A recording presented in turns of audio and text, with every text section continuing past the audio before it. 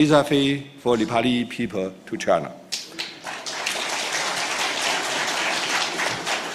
Fourthly, Nepali side should create favorable environment of investment, should continue to create favorable environment of investment. There is a Chinese old saying that is building a good nest to attract the phoenix. What is the meaning of the good nest? Political and social stability, economic opening up, attractive and friendly investment environment, good projects. One of the important policies the Chinese entrepreneurs are quite interested is to have a bilateral FTA arrangements between our two countries. That will be a key to improve your investment environment, also a key to attract more Chinese investment. Nepali government also needs more promotion of your investment policy and opportunities. For the companies doing business already here in Nepal, I engaged them recent days. Their main concern, including smooth communication, protection, and facilitations, regular round-table conversation with different levels of government and officials. I know that the Nepali government has done well, has done a very good job. Of course, we should work in together, do more. Friends, let's hand in hand, shoulder by shoulder, work together to build a better future for China and Nepal. A better future for the community with shared future for all of mankind. Thank you. Namaste. Thank you, Your Excellency, for adding all that impetus to our enthusiasm and for the great suggestions and assurances that you bring along. And special thank you for gracing us today here at this event. Ladies and gentlemen, since His Excellency has to catch a flight at 11 a.m., we had to make a slight alterations in the schedule. Now we get set to return back to our regular schedule. And before we do that, our attention certainly has been drawn to the individuals, our esteemed invitees who are having to face the brunt of standing at the hallways. I would want to bring to your notice that we have two other spillover halls where you can very much witness all the proceedings live. So if you could find your way, our volunteers and members from the organizing team are spread outside at the lobby. If you could find there, and you would be very much comfortable there. Thank you for this great spirit that you add to this event. Said that, let me draw your attention back to the schedule of the formalities up here. Ladies and gentlemen, we shall now hear from one of our steadfast and long-standing partners who has extended support in one of the key priorities of the Nepal government over the many years we've worked together. So my pleasure of inviting up on the stage the Chairman and Managing Director Designate of Satlej Jal Vidyut Nigam SJVN, Mr. Sushil Sharma, to share his remarks.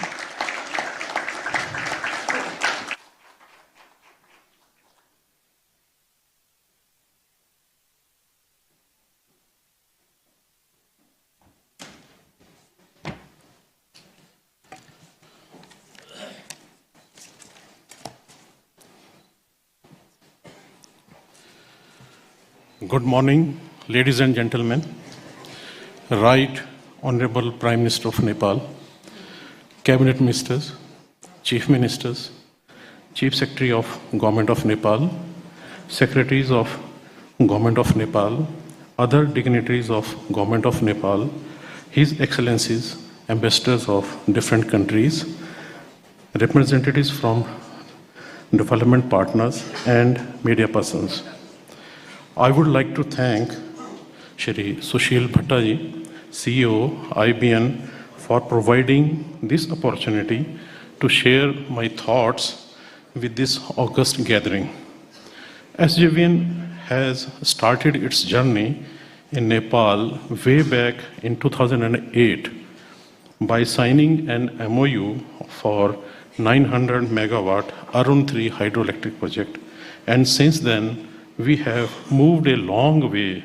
As on date, SJVN is developing 3 hydro projects of around 2,200 megawatt capacity, which are under different stages of implementation. The advent of IBN in the year 2011 has provided the necessary impetus for infrastructure development in Nepal. IBN, under the dynamic leadership of Right Honorable Prime Minister of Nepal, Shri Pushpa Kamal Dahalji, has been instrumental in formulating different laws and regulations to enhance the ease of doing business in Nepal. The enactment of Public-Private Partnership of Investment Act in 2019 is one such major initiative. In the last 4-5 years, IBN have made substantial progress in improving business environment in the country. Nepal is an investment-friendly country, and IBN is continuously hand-holding investors like SAPDC for successful implementation of large PPP projects, along with expediting approvals and clearances by coordinating between different Government of Nepal entities. I am happy to say that the progress of Arun 3 hydro project is more than 74% work of project stands complete as on date, which exemplifies the role of IBN in facilitating mega projects and guide FDI-based investors.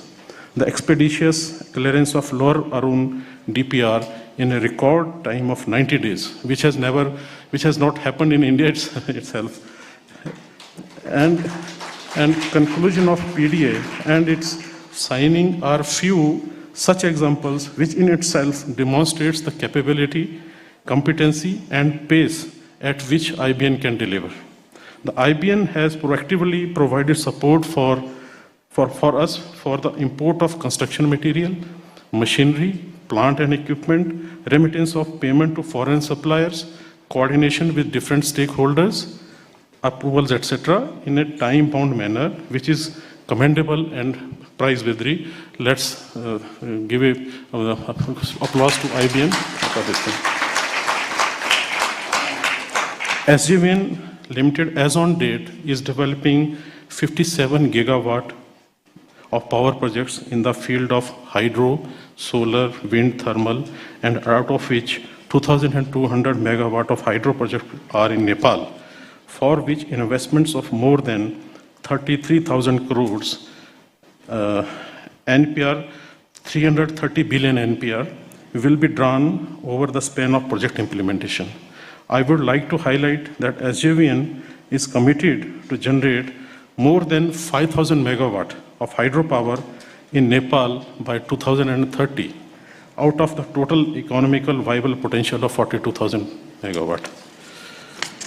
The present development of hydro projects of 2,200 megawatt by SJM Limited in Nepal would generate various benefits such as socio-economic upliftment, employment generation, local resource utilization, medical and educational facilities, infrastructure development, etc., to name a few.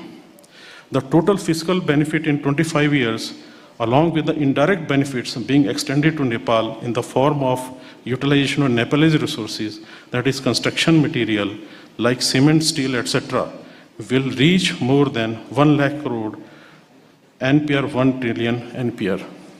I am pleased to share here that SJVN has made big stride in harnessing the solar and wind potential in India, where, as on date, company is developing projects in different states of India to the tune of 7 gigawatt. solar and wind being the most economical source of electricity, and the capacity can be scaled up at a speedy pace, which has become a need of the hour.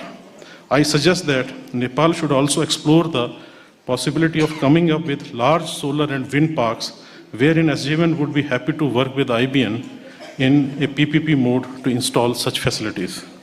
Adding another feather in the cap, SJVN has recently inaugurated India's first multi-purpose combined heat and power green hydrogen project at Himachal Pradesh in line with National Green Hydrogen Mission of Government of India.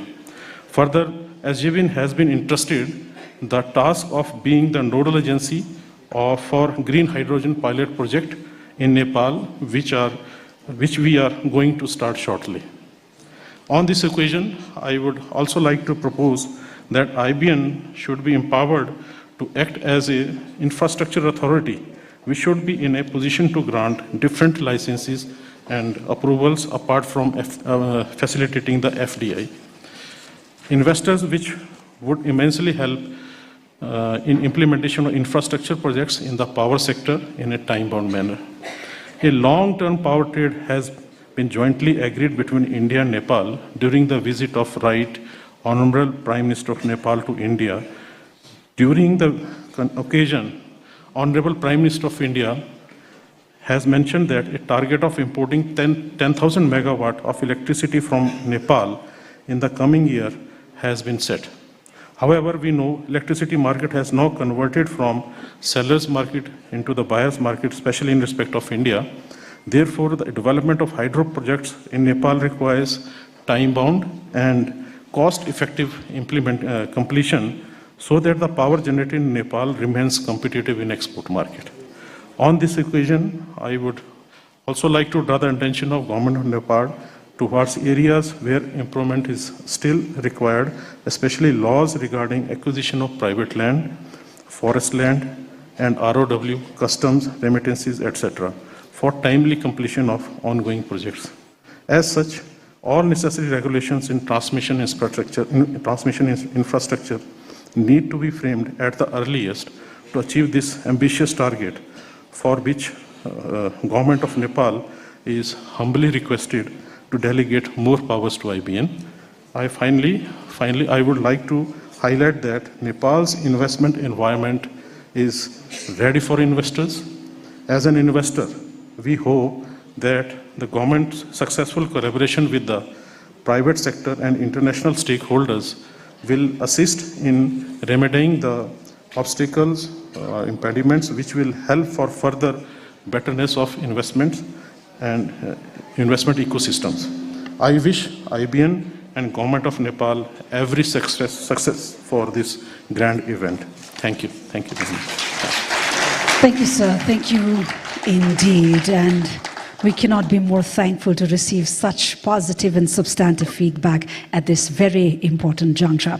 And we look forward to upscaling our partnership in the many years ahead. Next, ladies and gentlemen, we shall hear from the heads of the umbrella organizations of the private sector, their leadership, as we all know, and their tireless advocacy for the needs of businesses, promoting investment opportunities and driving economic growth have been instrumental in Nepal and in the region, and we cannot wait to hear from them. Before I invite our esteemed speaker, may I humbly apprise that the time allotted for each speaker is 3 minutes, since time is the only constant that we'll be having to deal with in the 2 days that we're here. This is a request to all our speakers to keep their remarks as brief as possible.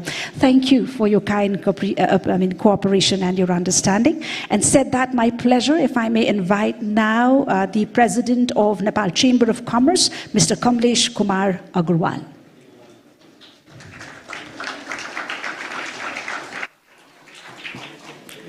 Right Honorable Prime Minister Pushmo Kamal Dal, distinguished guests, ladies and gentlemen, a very good morning. I welcome you all to this mesmerizing country of Himalayans.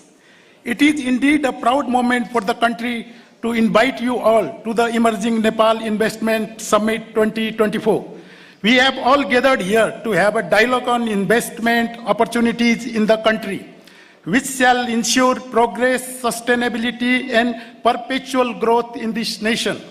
Every growth chapter begins firstly with a change in mindset. As I stand in front of you and heartily welcome you all, the feeling of hope and optimism is present in the vision of developing Nepal. We realize that capitalizing on the potential cannot be achieved alone. However, it is very much possible through strategic investment, innovative and long-term partnerships and unwavering commitments. Understanding the importance of the shared model concept, I would like to once again emphasize the history and legacy of the Nepal Chamber of Commerce and its contribution to the development of Nepalese economy over the last 7 decades. Today also it plays an important role as a strong linkage between the government and the private sector, facilitating and promoting all ways of growth of commerce and industries in the country. We appreciate your presence as a prospective investor, which shall be instrumental in the whole economic prosperity of the people of Nepal. Your confidence to invest in Nepal will definitely be a stepping stone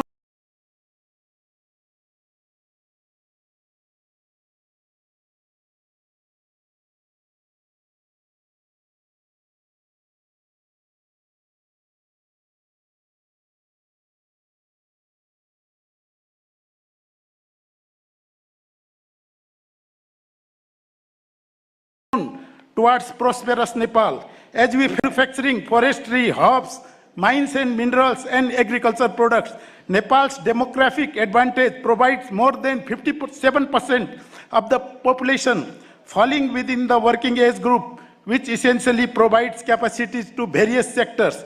Energetic and lower labor cost still makes Nepal an attractive destination for industries looking to optimize production. The strategic location of Nepal between two giant economies of India and China provides access to the biggest consumer market of approximately 3 billion people, nearly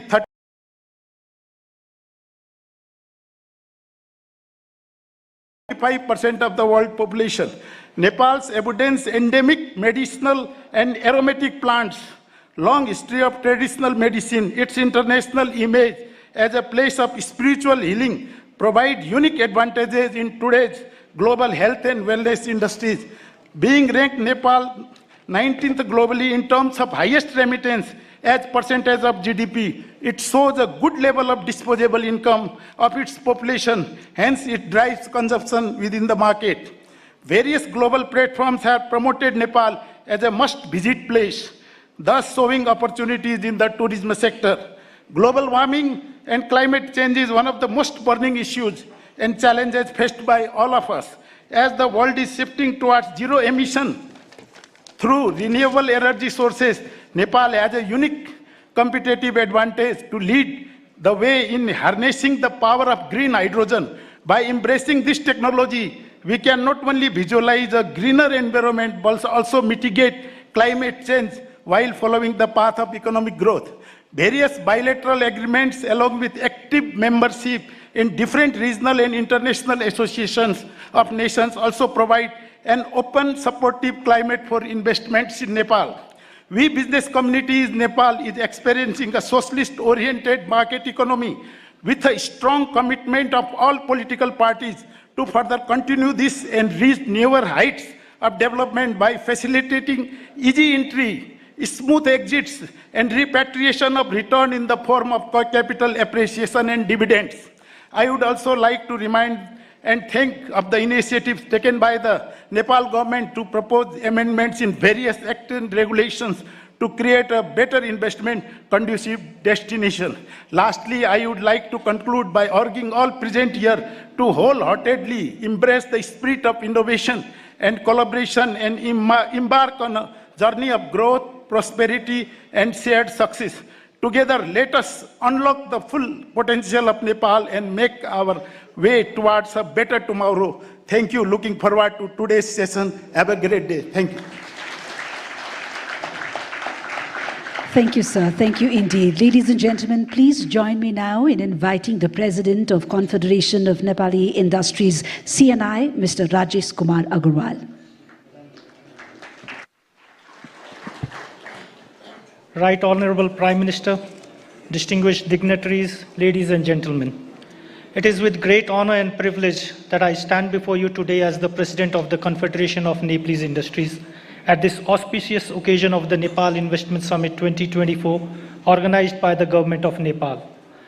We are delighted to have the opportunity to be as one of the co-organizers of this prestigious event. Today's gathering marks a pivotal moment in our nation's journey towards prosperity and growth, and I am deeply humbled to address such a distinguished audience of investors, policymakers, and visionaries.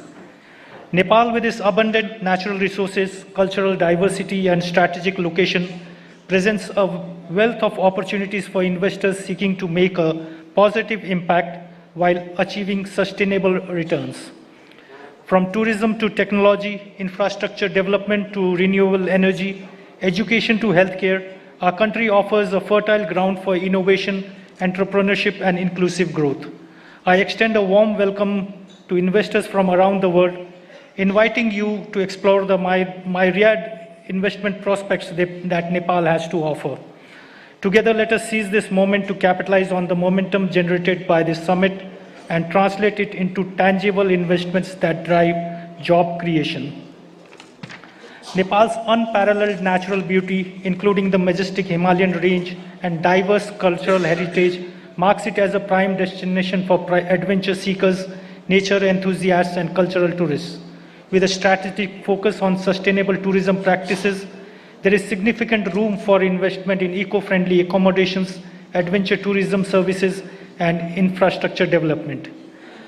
Nepal, in the realm of IT, has been making strides to position itself as an emerging IT hub in the South Asian region. Nepal's exports of IT services experienced an extraordinary surge, reaching a remarkable figure of $515.4 million in the year 2022. Furthermore, hydropower represents a crucial sector for investment in Nepal, given its abundant water resources and the potential to generate clean energy. This country is endowed with numerous rivers and water bodies, making it an ideal location for hydropower projects. Likewise, Nepal holds untapped potential for investors across diverse sectors, including education, healthcare, tea, real estate, and textiles. I'm glad to share with you all that the government has responded to the requests of the private sector, such as CNI, by amending various laws and regulations. It brings me great satisfaction to recognize and commend the proactive measures taken by the government through recent amendments in a multitude of laws and regulations. These actions underscore the government's unwavering commitment to nurturing a conducive investment climate within the country. As the President of CNI, I wholeheartedly endorse these initiatives and extend our firm support towards their implementation. We are committed to collaborating closely with the government to ensure the successful execution of these reforms. While we have made significant strides, I firmly believe that there is still much ground to cover.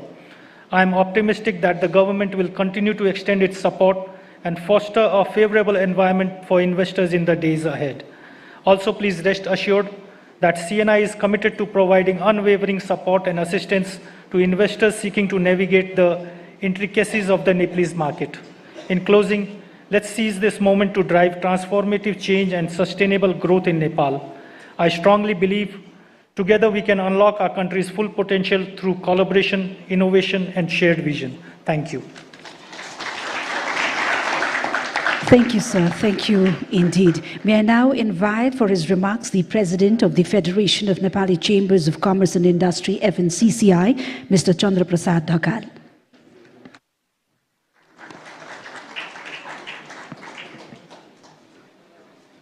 Right Honorable Prime Minister, former Prime Minister, Deputy Prime Minister, Honorable Minister, Honorable Chief Minister, high-level government officials, excellencies, partner from donor agency, distinguished guests, friend from media, ladies and gentlemen.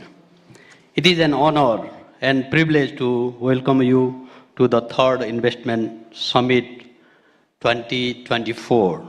On behalf of the Federation of Nepali Chamber of Commerce and Industry and the entire Nepali private sector, I extend a warm greeting to esteemed guests, dignitaries, investors, and partners from around the world. We are deeply honored by the presence of our Right Honorable Prime Minister Pushpa Kamal Dahal, an esteemed investor, highlighting the significance of this summit and referring our collective commitment to unlock the Nepal immense potential. Theme for summit, Emerging Nepal, reflect our national vision. We aim to unlock the untapped potential across the various sectors, nurturing the innovation, entrepreneurship, and the job creation. Distinguished dignitaries, Nepal offers the diverse investment opportunity across the tourism, infrastructure, energy, agriculture, technology, to name a few. Nepal lies in the strategic location that present the unmatched investment potential. The proximity of the two powerful economies, China and India, with the market size of the more than 2.7 billion people, Nepal serves as the gateway to vast market and untapped opportunities. There is a huge opportunity in the renewable energy. The recent power trade agreement to sell the 10,000 megawatt of the energy with the India and the long-term power trade agreement with the Bangladesh, the single immense potential for the hydropower generation in Nepal and trade with the India, Bangladesh, and the South Asian markets.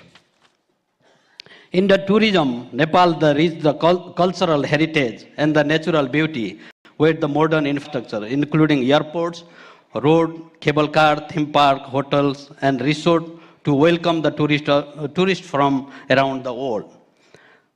Nepal, the land of hills and Himalayas, gods and goddesses, Lumbini and Pasupati and Muktinath has the many opportunity to be tapped. The growing outbound tourists from the India and China present an opportunity for Nepal, beautiful hill station and snow mountain. Agriculture and agro-processing is the another promising sector with the increasing the demand for Nepal fresh vegetable in GCC countries. Nepal diverse the biodiversity and proximity to the market. 3 to 5 hours flight distance to GCC offer the prospect of the product all weather agriculture product tailored to the demands of the market. ICT is the another promising sector for investment with abundant and the youthful human resource and the vibrant entrepreneurial spirit. Nepal is the emerging as the thriving hub for the ICT business and innovation. Investing in the technical education is the another promising sector for Nepal, giving the significant gap between the demand for the skilled human resource and the availability of the supply. With the many untapped youth seeking the opportunity at the home and the abroad, establishing the technical school would serve to vital prosperity, address the domestic shortage of the skilled labor and help the boost remittance inflow when the skilled worker migrate abroad. Nepal economy has advanced significantly. It is graduating to the developing nation by the 2026. Therefore, the need for the investment remains the pressing. The government has demonstrated the supported from the business-friendly policy and initiative to foster the conducive investment environment. The recent amendment of the 12 laws and the policy and the endorsement of the bilateral investment agreement BIA framework aiming the bringing the foreign investment in an example. This highlight project the measure of the facilitate the foreign investment, including simplified the regulation, initiative and infrastructure development. The recent business summit in the New Delhi, Beijing and Dubai organized by the FNCCI in the presence of the Right Honorable Prime Minister has helped to boost the investor confidence and expand their investment into Nepal. On behalf of the Nepali private sector, we assure you our continuous support and the commitment to the joint venture in the all potential sector. I believe in the Nepalese emerging growth story. I am myself one example of what can be done if the Nepal potential tap. So let's seize this occasion to forge the partnership and the chart the path toward the sustainable development and prosperity. Together, let's unlock the Nepal boundless potential and the create a brighter future for generation to come. Thank you so much. Thank you. Thank you, sir. The solidarity and pledge from the private sector is central to the government, especially given the priority it accords to the center in its periodic plans and policies. We thank all the leaders from the fraternity for their very spirited call to create that synergy. Thank you indeed. Ladies and gentlemen, we are also honored by the presence of the leaders of the fraternity from the region and beyond. It's my pleasure now to invite them as they take their turn to share their greetings to this forum. First and foremost, my pleasure of inviting the lead of delegation from the Confederation of Indian Industries, CII, Mr. Supratim Datta.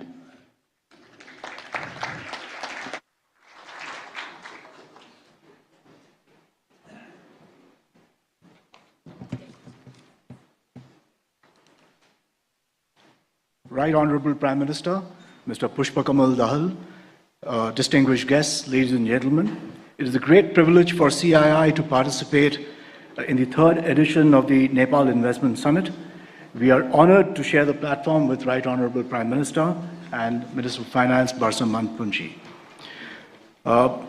Excellency, CII had a very productive and insightful meeting with you just about 2 weeks ago during the 58th AGM of the FNCCI.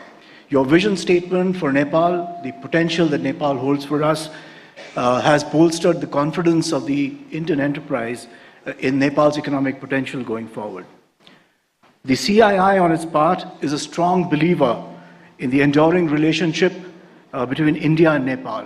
Our ties go far beyond trade and commerce. It encompasses development partnerships, robust economic engagement, and also, most importantly, a vibrant people-to-people connect. Today, we have an opportunity to build on this momentum, the momentum that can explore new avenues of collaboration, India's vast consumer base, advancements in technology, and entrepreneurial spirit can serve as a catalyst for Nepal's economic development.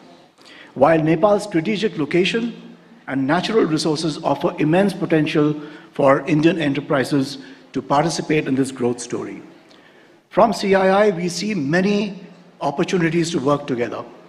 To my mind, there are 5 core pillars of engagement which may be captured aptly through an acronym which I call TRADE, T-R-A-D-E, T for tourism, R for roads and railways and infrastructure in general, A for agriculture, D for digital, and E for energy. Let me spend just a brief few minutes on each of these aspects. Tourism. Nepal's rich natural, cultural, and religious heritages offer tremendous potential for tourism and hospitality in this country. The extensive tourism value chains, which comprises hotels, travel agents, airlines, tour operators, and guides, results in a very powerful economic multiplier, ranking it amongst the highest amongst industry on this count. It is also pertinent to note that comparable economies like Sri Lanka, Cambodia, and many others get about 15 to 20% of GDP coming from this sector. And that really holds the promise for the tourism sector in Nepal. Indian enterprises, on our part, would be very keen to invest in the development of the hospitality infrastructure in Nepal, and also very importantly in building human capacity to be successful in this very important industry as we go forward. Roads, railways, and infrastructure.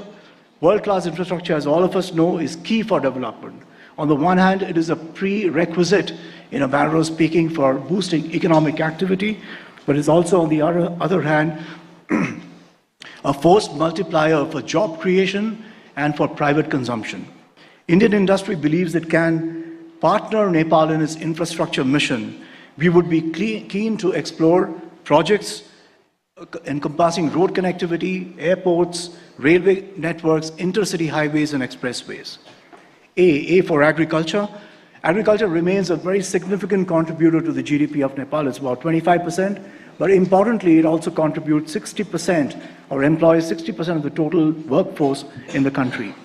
There is significant potential to manufacture and process high-value agricultural goods from Nepal, given its rich flora and fauna and biodiversity in the country.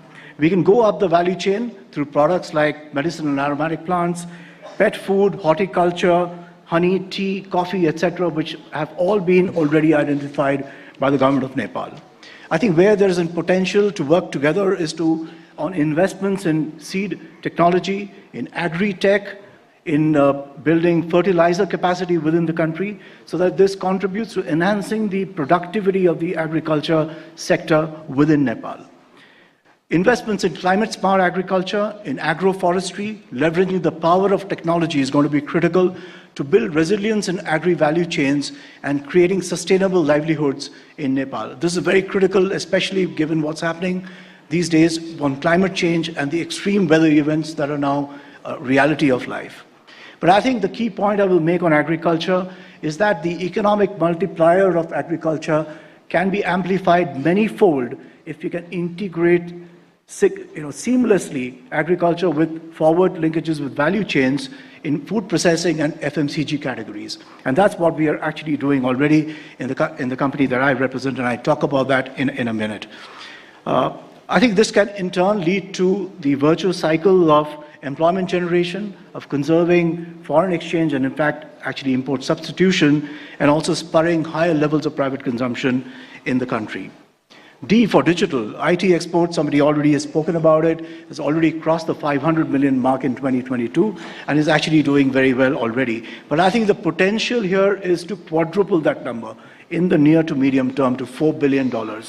The rapid evolution of digital technologies, which is things like Industry 4.0, AI, ML, cloud technologies, etc., actually present a tremendous opportunity for Nepal's IT sector.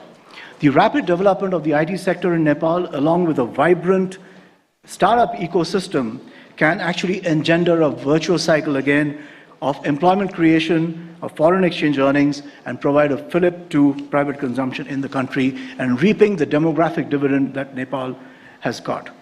We must work together to leverage India's expertise in the IT sector and also its great success in recent times in digital public infrastructure to usher in rapid digitalization of the Nepali economy. E for energy, my previous speakers have already spoken about it, so I won't take much time. But I think the long-term power trade agreement that has been signed between India and Nepal recently has paved the way for Indian enterprises to participate in this sector through investments in Nepal's hydropower development, setting up transmission lines and energy storage. This will go a long way in developing Nepal and positioning it as a clean energy hub in South Asia. Finally, I would also like to take this opportunity to share our own experience of ITC, the company I represent, through our presence in the country through a subsidiary called Surya Nepal Limited. A lot of you people may be knowing about it. ITC has been in Nepal for over nearly 4 decades now through our subsidiary. And from a humble beginning in 1986, Surya Nepal has transformed itself into a truly Nepalese company, offering consumers world-class products and services under the proud Made in Nepal tag. It is the largest contributor to the exchequer and stands as a beacon of success for potential foreign investors, and we'll be very happy to share our own experience with potential foreign investors. In recent years, the company has forayed into new FMCG lines of businesses such as biscuits, confectionery, and agarbatti, and we are now also looking at launching a high-end luxury hotel project in the city of Kathmandu. We remain focused on scaling up these businesses as also our existing businesses in the years to come. Finally, on behalf of CII, I would once again like to express our thanks for giving us the opportunity to share our thoughts. We look forward to working closely with you and contributing to Nepal's growth stories in the years to come. Thank you. Thank you, sir. Thank you indeed. Ladies and gentlemen, with great pleasure, now I invite to share his remarks the Senior Vice President for South Asia of the United States Chamber of Commerce, Ambassador Retired Atul Keshav.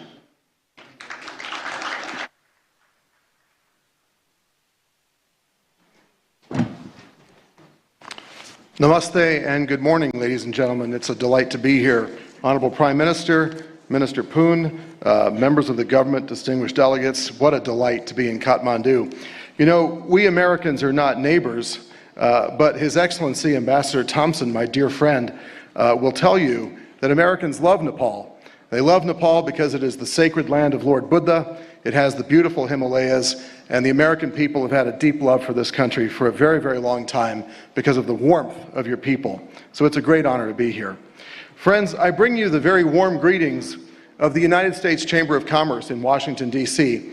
We are the world's largest private sector business advocacy organization. At our headquarters across from the White House, we were very honored to host Minister Poon last week, and we had a delightful time talking about the prospects for private sector investment in Nepal.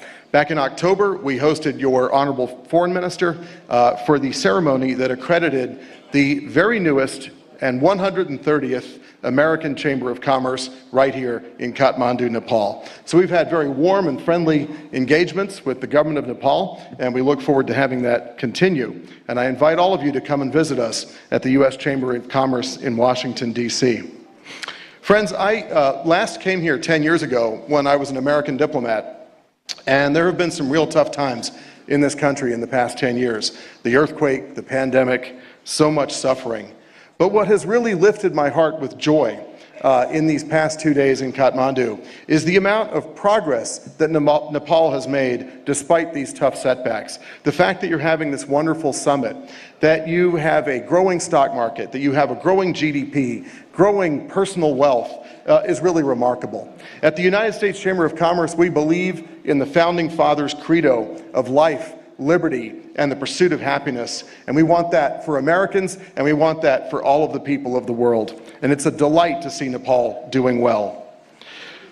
In fact, particularly important is the reduction in poverty rate by an estimated 25% since 2011. I can tell you Kathmandu in the past 10 years has been transformed, and there's so much wealth and happiness on the streets, and that is exactly right and proper. Hosting this summit is a very strong signal to the world that Nepal is open for business, and we applaud you and your government for taking this initiative. The United States Chamber's mission in Nepal is twofold. First, we wish to support and recognize and celebrate the accreditation of the newest American Chamber of Commerce, and we really appreciate all of their hard work over the past 3 years to become accredited. The AmCham Nepal has the full support of the American business community because they are the representatives here of that community, and they are the leaders who will help drive private sector investment and facilitate commercial exchanges between the American people and the Nepali people. The AmCham here in Nepal can be a reliable, constructive partner in policy engagement with the government on ways to build a prosperous, free, sovereign, and happy Nepal for the benefit of all. Second, we want to understand the current business environment and the investment landscape in Nepal and understand the government's reform and liberalization agenda and its priorities. And in this regard, I want to say that I had a wonderful meeting with the Honorable Prime Minister and with the Honorable Finance Minister, and we heard very clearly the message of the government of Nepal about streamlining regulation, about ease of doing business, about speed of doing business, and about transforming Nepal through private sector investment. I also would say that we are taking this information back to the United States so that we can talk to our many thousands of member companies about the prospects in Nepal. Your presentation that we saw earlier was very compelling about the comparative advantages in Nepal, and I think that kind of messaging to the world is extremely important, so I'm very glad to be here. I would also want to thank our senior executives who traveled in with me, who came in from New Delhi.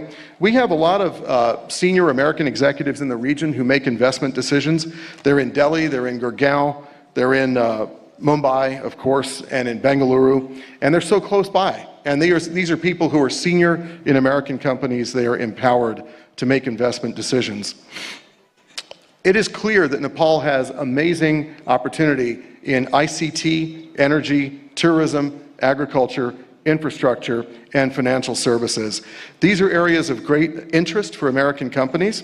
ICT particularly, I feel, can be a game changer. American digital economy companies are the leaders in the world, and they are interested in what's happening in Nepal. You have a wonderful demographic dividend, you have a fantastically talented and increasingly skilled populace, and this could be a real hotspot for American digital economy companies. In a way, Nepal can take full advantage of this by ensuring that the regulations that govern the digital economy are as competitive as possible. Because these companies, being digital, can hire wherever the best policy opportunities are. And if the policy and regulatory framework in Nepal is good, they will come. Friends, the development and unlocking of Nepal's rich hydropower resources through effective regulations and policies can also position the country as an energy hub and an exporter to the wider region, which will fuel considerable growth in this region and in Nepal, and of course generate tremendous amounts of revenue and prosperity for the Nepalese people. Clean energy could also sustainably fuel further investment in Nepal, particularly in energy-intensive products such as servers and data centers, especially relying on clean and renewable energy. Friends, while there's a lot that's been accomplished, and I really appreciate the rhetoric and the clear policy signals of the government of Nepal, I think that there's always more to do, and this is where American companies play a role. American companies have been in Nepal for decades. They are responsible stakeholders. They adhere to the very highest levels of ethics and managerial and technological excellence, environmental stewardship. They are very large employers in this country. They pay substantial amounts of taxes. They touch the lives of millions of people in this country, and they are working to build a better and happier life for all of the people of Nepal. Companies like MetLife, Coca-Cola, our digital economy powerhouses, are deeply dedicated to the happiness and prosperity of this country. And indeed, we believe in the role of the private sector in generating prosperity and wealth and happiness, and not generating debt and obligation, which is only a way to go backward. Creating a more level playing field for foreign companies, building regulatory predictability and mechanisms for stakeholder inputs, and focusing on ease and speed of doing business will generate further investment in Nepal. In the words of an old American film, if you build it, they will come. We commend the government for its actions in many of these areas, and we appreciate very much the government's efforts to obtain Nepal's first sovereign credit rating and working to pass the electricity bill. We believe that a commitment to lasting reform will enable Nepal's business environment and private sector truly to flourish and generate sustainable, inclusive, and resilient growth for Nepal's citizens. And friends, may I say from my regional perspective, it is clear that the next 20 years in this region could be completely transformative. If you look at the demographic advantages, if you look at the increasing regional and collective effort for integration, and the amazing, amazing demographics of South Asia, I think that you could see a transformation in the lives of the Nepali people over the next 20 years that is going to greatly enhance your prosperity and your happiness. But friends, effective and coherent government policy will be essential, and it will catalyze Nepal's efforts to graduate from least developed country status very soon and enter middle income. Friends, the United States Chamber of Commerce stands with you. We look forward to hearing good news from Nepal. We'll take the good news we've heard today back to Washington. We invite you all to continue the engagement. Thank you all very much for the opportunity to speak to you. Thank you. Good day.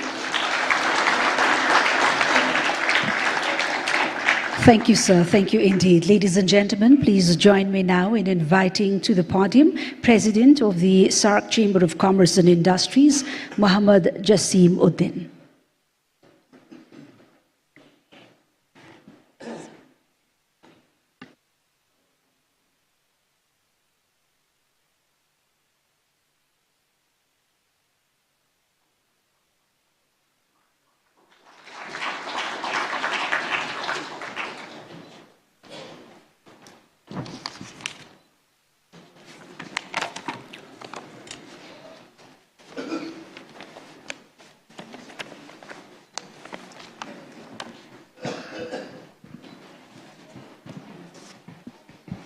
Right Honorable Prime Minister of Nepal, Mr. Pushpa Kamal Dahal, His Excellency Finance Minister, and the Honorable President of Nepali Federation Chamber of Commerce and Industry, other dignitaries in the dais, the Honorable Ministers, diplomats, business leaders, distinguished guests, members of print and electronic media, ladies and gentlemen, Assalamu alaikum and very good morning to you all.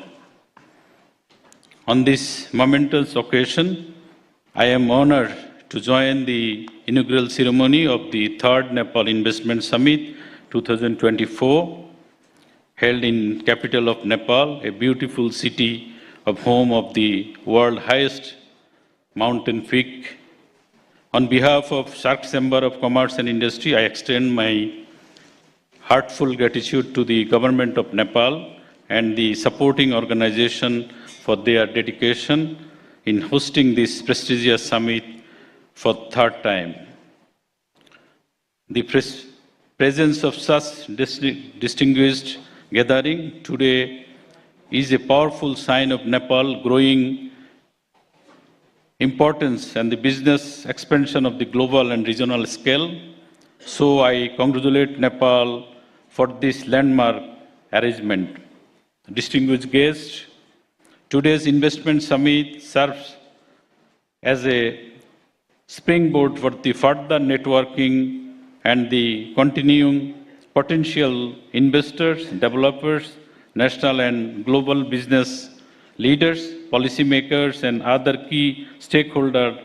This vital exchange will showcase Nepal's opportunities as a top investment destination.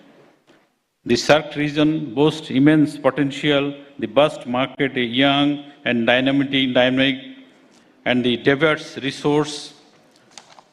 As a president of SAARC Chamber of Commerce and Industry, I am particularly excited about the future prospect and trade and investment between Nepal and the SAARC countries. However, we must also acknowledge the first challenge invitees like South Asian Free Trade Agreement, the SAFTA and the SAFAs have yet to reach the South Asian. Their desired potential into regional SAARC trade remains below 7%. The NAFTA, this figure is over 40%. The 56% in EU countries and 22% is ASEAN countries, and the 5.36% is the Commons. Excellencies, it is highly relevant to reveal this year the many of the fresh starters, the regional trade and the activity, the Ankara, the Akaura and Agartala rail link between India and Bangladesh was integrated recently. Similarly, India-Sri Lanka ferry service has resumed after 40 years, and the Bhutan-Bangladesh have entered into an agreement enabling the Bhutan use Bangladesh railways, airways, seaport, waterways, and the road transit. In addition, South Asian countries, particularly Nepal, Bhutan, and Northeast India, possess immense potential for the hydro power generation. The first ever regional energy market has been functional with the participation of India, Nepal, Bangladesh. This traditional activity highlights the hydropower and the central theme of the unlocking border benefits between Nepal and Bangladesh. We are looking forward to the regional electricity market with the increase the synergy of the clean energy resources and the tapping immense hydropower potential in Nepal and Bhutan for low-cost energy crisis across the SAARC. The region also largely untapped the strategic manufacturing and trade hub that can be revitalized through investment, energy, agriculture, infrastructure, green business, logistics, and the connectivity, pharmaceutical, FMCG, healthcare, and startups with the innovation and driving sector add regional respect. To move forward, it is essential for the government to reason for creating business-friendly parallel policies, reducing trade and transport costs, and the time along the regional corridors. The natural beauty of the rich cultural heritage South Asia, including both Nepal and Bangladesh, make them popular tourist destination.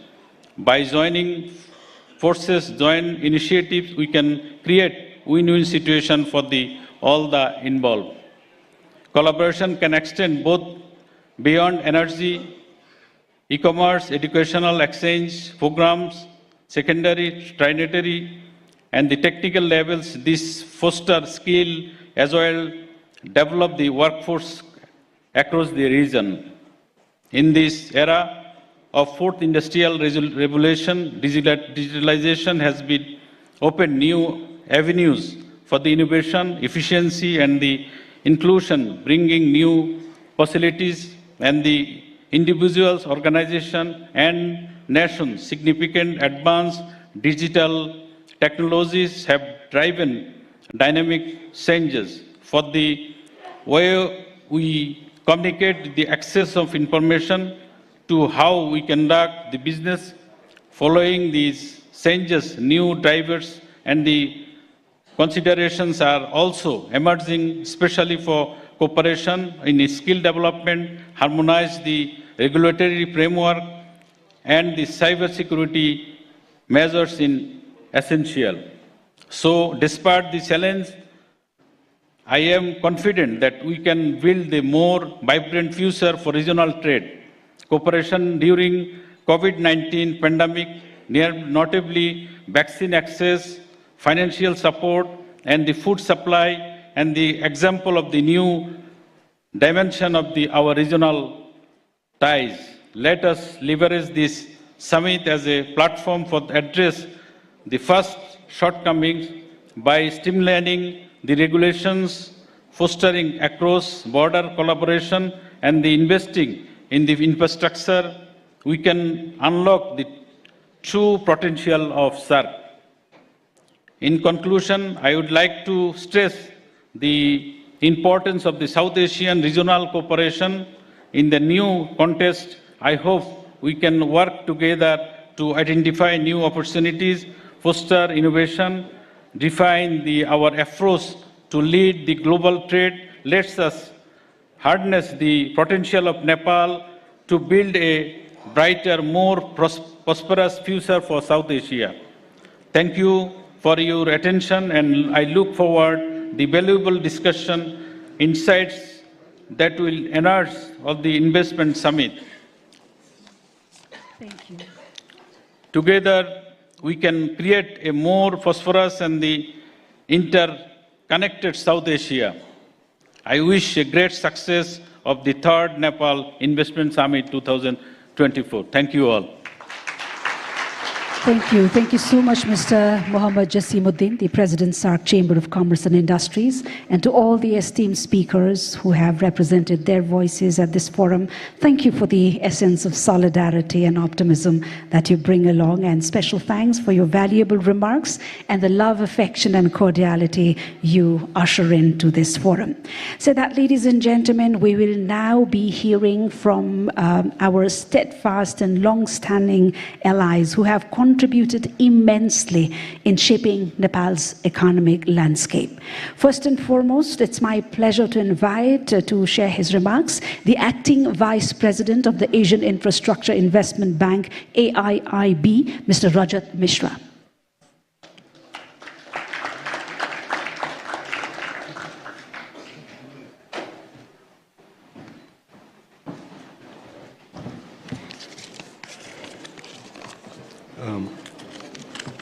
Right Honorable Prime Minister, Your Excellencies, dignitaries, ladies and gentlemen, Namaste. It's an honor to represent AIB and speak at this important event. And I will just try to focus briefly on how AIB can assist Nepal in its development journey.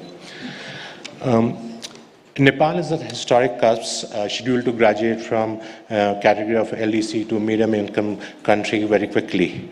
And with robust macroeconomic stability and strong external sector, Nepal can capitalize on its strengths to further its development. Firstly, Nepal possesses a very strong democratic dividend with a young population. Secondly, Nepal is blessed with abundant natural resources, including hydropower, which has already been touched by a lot of speakers. Third, Nepal has a fertile land and rich biodiversity, which can support the growth of agro-industries. And last but not least, Nepal's breathtaking landscapes, rich cultural heritage, and the majestic Himalayas make it a prime tourist destination. However, to fully harness these potentials, infrastructure development and connectivity is crucial, and which is where AIB can play a significant role. As the newest multilateral development institution with a focus on infrastructure, including social infrastructure, AIB has both sovereign and non-sovereign financing windows. We have, just to give a brief background, we have 4 thematic priorities, including green infrastructure, connectivity and regional cooperation, technology-enabled infrastructure, and private capital mobilization. And all of them resonate with Nepal's development needs. On the green infrastructure, for example, we see significant potential in export of hydropower to countries like Bangladesh and India, which have significant energy needs and rely on fossil fuels currently. So it will help significantly in greening of the energy sector in the region. We can help in development of renewable projects, hydro projects, transmission lines, cross-border connectivity, and so on, and where private sector participation is also very critical. Connectivity is another priority for AIB, and we have set ourselves a target of cross-border connectivity to represent 25 to 30% of all financing approvals by 2030. Nepal's landlocked and mountainous regions, it raises the cost of production and trade, but AIB can help in development of roads, power transmission, airports, water infrastructure, and digital infrastructure to help transform Nepal to a land-linked country. Finally, Nepal has the potential to become an important base for agro-industries, as the previous speaker from ITC also pointed out, producing high-value items such as tea.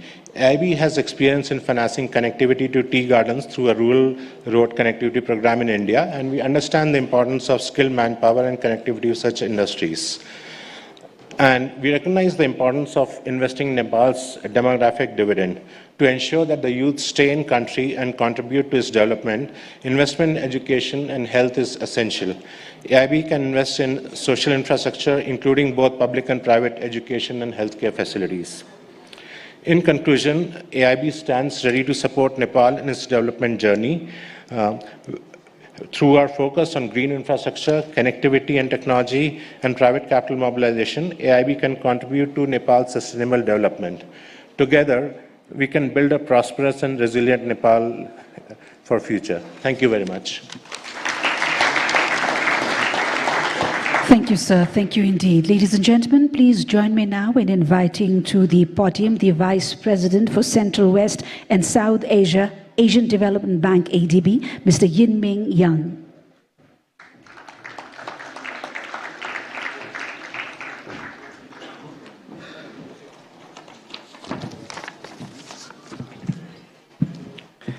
Honorables, Excellencies, ladies and gentlemen. It is a great honor for me to participate in this summit.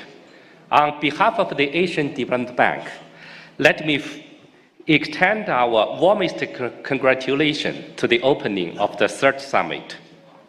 Nepal is at a critical stage of welcoming investors by showcasing important progress in improving the business climate in recent years.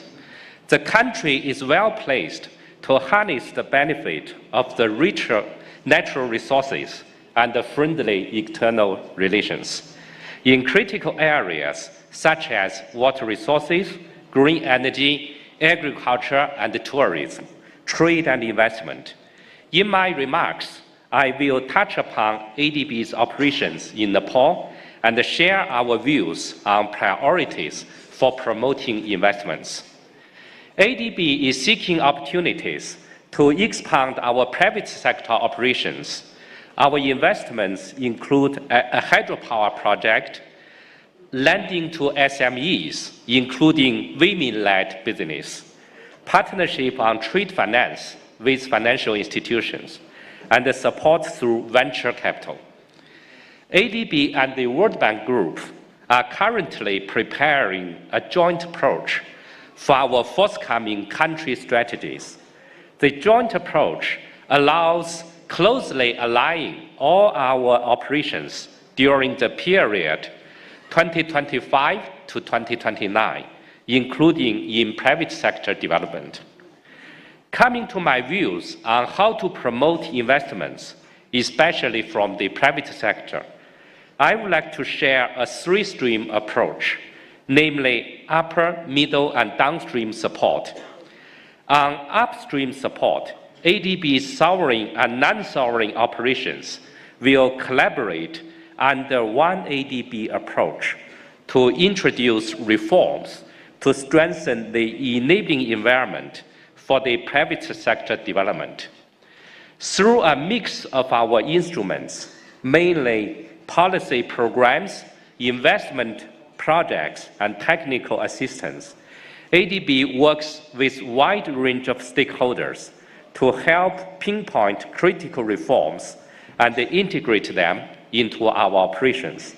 Some key areas for strengthening the enabling environment for private sector include simplified permits and approval process in the areas of business registration, land permits, environment and social safeguard standards, investment repatriation, flexibility in hiring, and transparent and fair tax administration.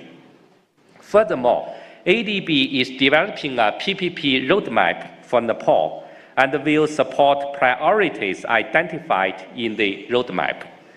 ADB, in collaboration with International Finance Corporation, is also working with the government to obtain approval for ADB to issue offshore local currency bonds in the near term in order to enrich the tools for supporting a strong private sector development.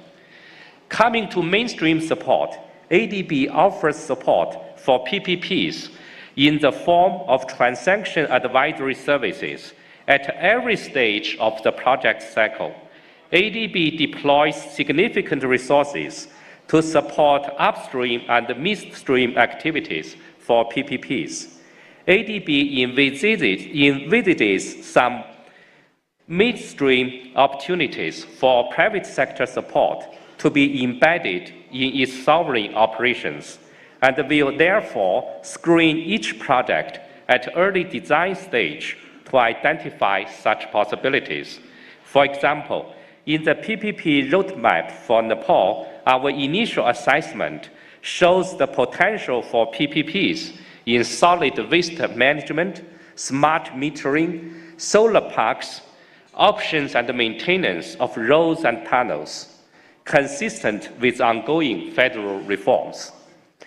Turning to downstream support, including climate finance, at Asia and the Pacific's Climate Bank, ADB aims to mobilize $100 billion in climate finance by 2030, and to increase support to climate change mitigation and adaptation to 75% of our overall commitment operations in terms of a project number.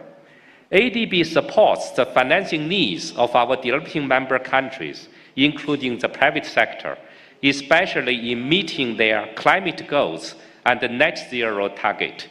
In Nepal, ADB expects mobilizing a combination of concessional resources and technical assistance to the private sector for large-scale climate initiatives. ADB will consider support for MSMEs, including women entrepreneurs, in niche product value chains, such as horticulture, medical and aromatic plants, and non-timber forest products. ADB will also explore opportunities for mobilizing long-term private financing for infrastructure development, such as electricity generation from hydropower and other renewable sources. We will also explore ways to scale up business models and technology solutions to increase their impacts, focusing on digitalization, gender equality, inclusive finance, and climate adaptation, in line with the government priorities. ADB will further endeavor to diversify into other segments of infrastructure, such as high-quality telecommunication services, clean and affordable transportation, urban infrastructure and services, and tourism infrastructure. In closing, I would like to commend the initiatives taken by the government to promote investments and reiterate ADB's strong commitment to assist Nepal in attracting private sector investments with both our knowledge and lending services, and in partnership with all the other stakeholders, including the business community. Finally, let me wish a great success of the summit. Thank you. Thank you, sir. Thank you indeed. May I now invite upon stage the South Asia Regional Vice President of the World Bank Group, Mr. Martin Reiser, to share his remarks.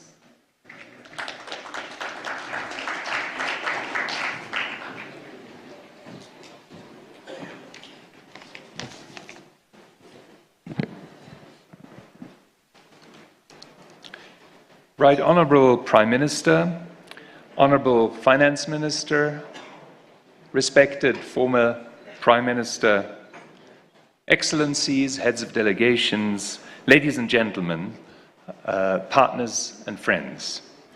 Namaste and a good morning, or by now almost good afternoon to all of you.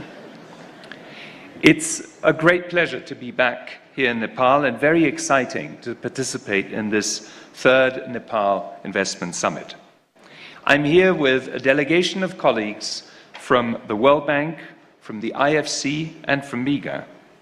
We, as the World Bank Group, are here to support Nepal's commitment to transform the country into an emerging destination for global investment. There are many things for Nepal to be optimistic about, and a lot of them have already been mentioned. Nepal's economic model has delivered growth and reduced poverty with an average rate of 4.3% in the last decade, elevating the country to lower middle-income status in July 2020. Nepal offers many opportunities for greener, more resilient and inclusive development.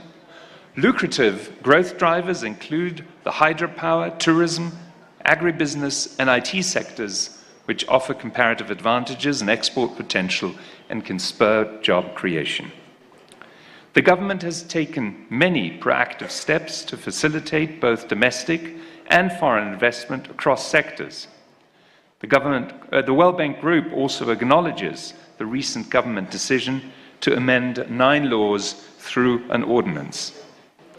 At the same time, Nepal needs higher levels of resources and investment to achieve its development goals, much more than what the public sector alone can provide.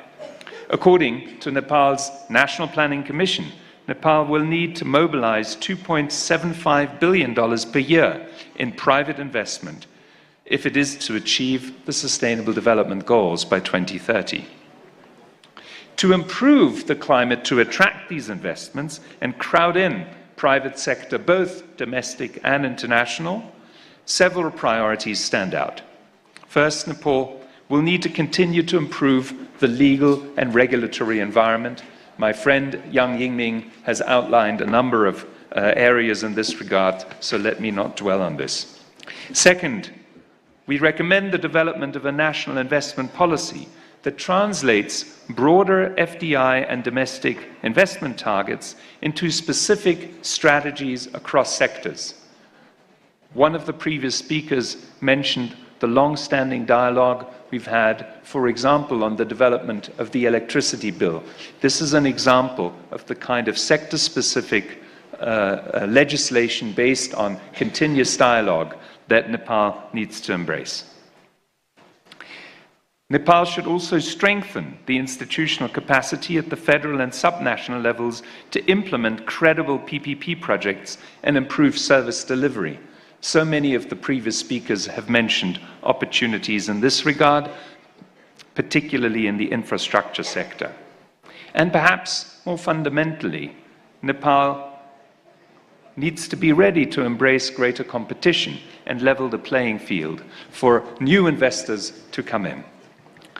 The World Bank Group has been a credible and steadfast partner in helping Nepal improve its investment climate. Recently, we supported 2 critical policy reforms to facilitate greater foreign direct investment into the country, including the reduction in the minimum FDI threshold to 20 million rupees and the setting up of the automatic approval route to allow FDI of up to 500 million rupees. We also work closely with Nepal Rashtra Bank to strengthen its anti-money laundering legislation. Recent data suggests a positive uptick in FDI inflows. Indeed, an 80% increase in the first first 4 months of this year.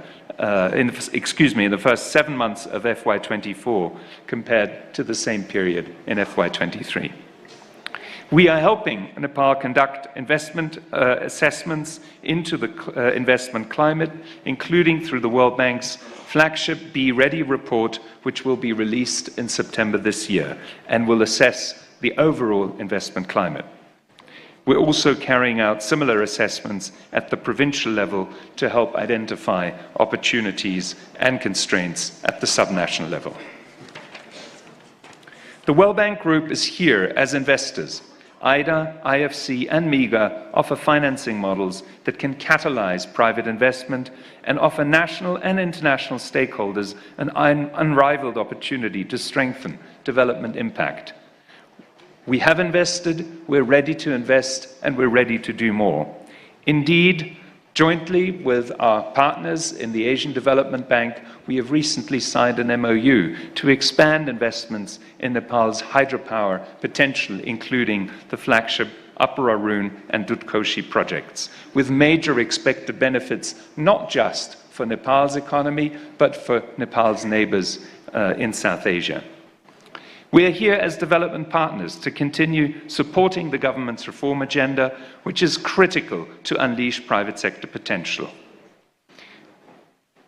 Again, my predecessor already mentioned that we are working on a joint partnership framework with the ADB and the World Bank Group to guide this legal, regulatory, and institutional support. In closing, let me repeat that we stand committed to continue supporting Nepal in its vision of creating an investment-friendly environment. With this, let me wish the 3rd Nepal Investment Summit the best of success. Thank you very much. Thank you, sir. Thank you, sir. Thank you indeed. Thank you so much for your very insightful and valuable inputs. Ladies and gentlemen, as we look forward towards upscaling our already existing and strong ties with our development partners, we cannot help not extend a note of gratitude to them for their very strong support and for their camaraderie, as well as the cordiality they have extended to Nepal over the many decades that we've worked together. So that, ladies and gentlemen, we also cannot help share how overwhelmed we are to have received best wishes and greetings from all our friends, partners, collaborators, who not. And we take a moment now just to present before you a few prominent such greetings and messages received from our very valued friends and partners in front of you now. First and foremost, allow us to draw your attention towards the screen now as we play the video message received from the Secretary General of the United Nations Conference on Trade and Development, Her Excellency Madam Rebecca Greenspan. Your Excellencies, the Right Honorable Prime Minister Pushpa Kamal Dahal, Ministers, Honorable Deputy Prime Minister and Minister for Foreign Affairs Narayan Kaji Shrestha, Honorable Finance Minister Barshaman Pun, distinguished delegates, investors, business leaders, ladies and gentlemen, dear friends. As Secretary General of the UN Trade and Development Conference, it is with great honor and a sense of shared purpose that I address you today at the third Nepal Investment Summit. Nepal, a land of breathtaking natural beauty, rich in resources, culture, and a dynamic workforce, is already on a positive growth, heading to graduate from the least developed countries category in 2026. Its young and dynamic population, a strategic location at the crossroads of Asia, and a growing appetite for progress, is poised to become a regional beacon of inclusive growth and innovation. This summit marks a critical opportunity to showcase Nepal's immense potential to global investment and provide a multi-stakeholder platform to exchange and interact. Both from hydropower and renewable energy to sustainable agriculture, tourism, and the technology sector, Nepal offers diverse and lucrative investment avenues that promise meaningful contributions to the nation's development trajectory. We, at the UN Trade and Development Conference, have long recognized Nepal's great investment potential as showcased in the investment guide and the investment policy review we undertook specially for the country. According to our study, Nepal has made significant strides in recent years, demonstrating a strong will to create a conducive business environment. The government's effort to streamline regulations, enhance infrastructure and institutional capacity, and promote transparency are encouraging signs for potential investors, together with the very ambitious policy agenda that has been proposed.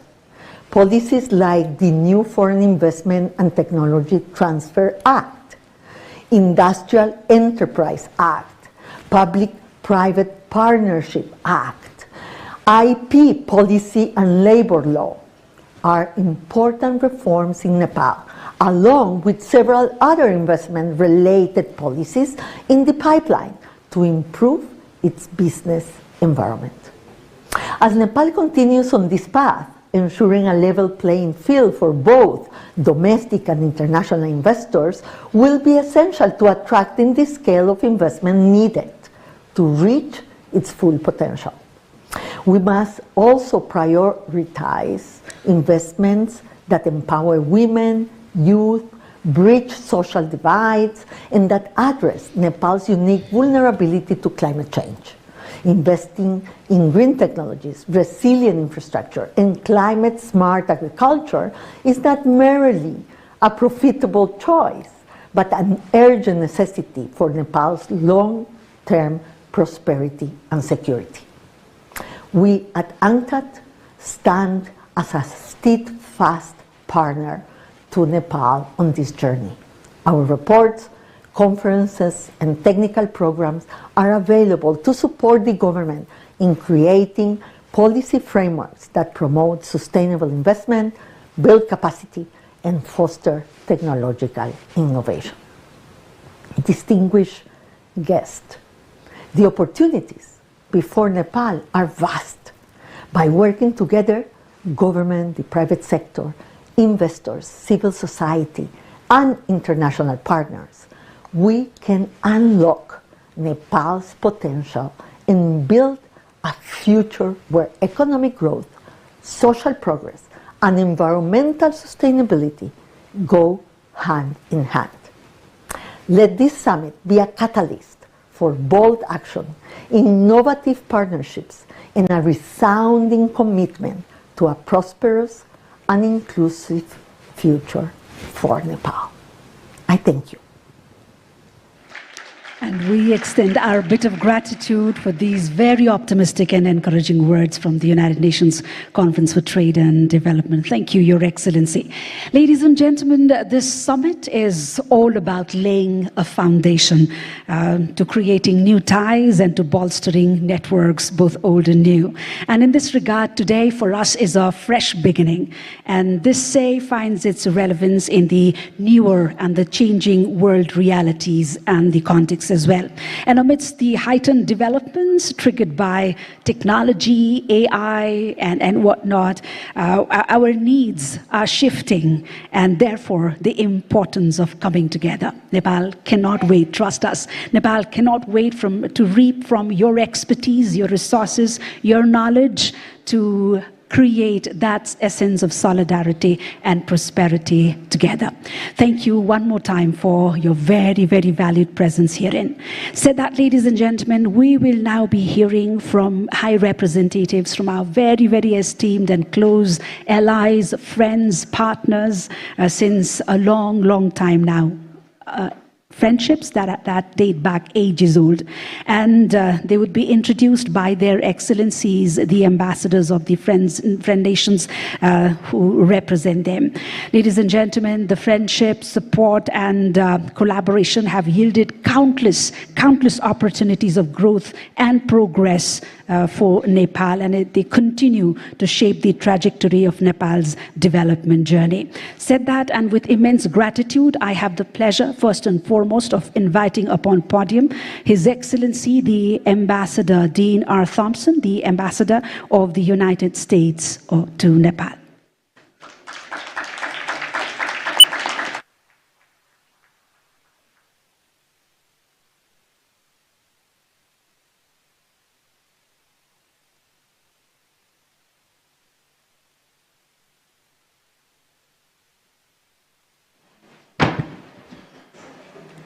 Honorable Prime Minister, distinguished members of the Cabinet, esteemed guests and participants, it's really a pleasure to be here to have an opportunity to introduce some friends of Nepal in our video.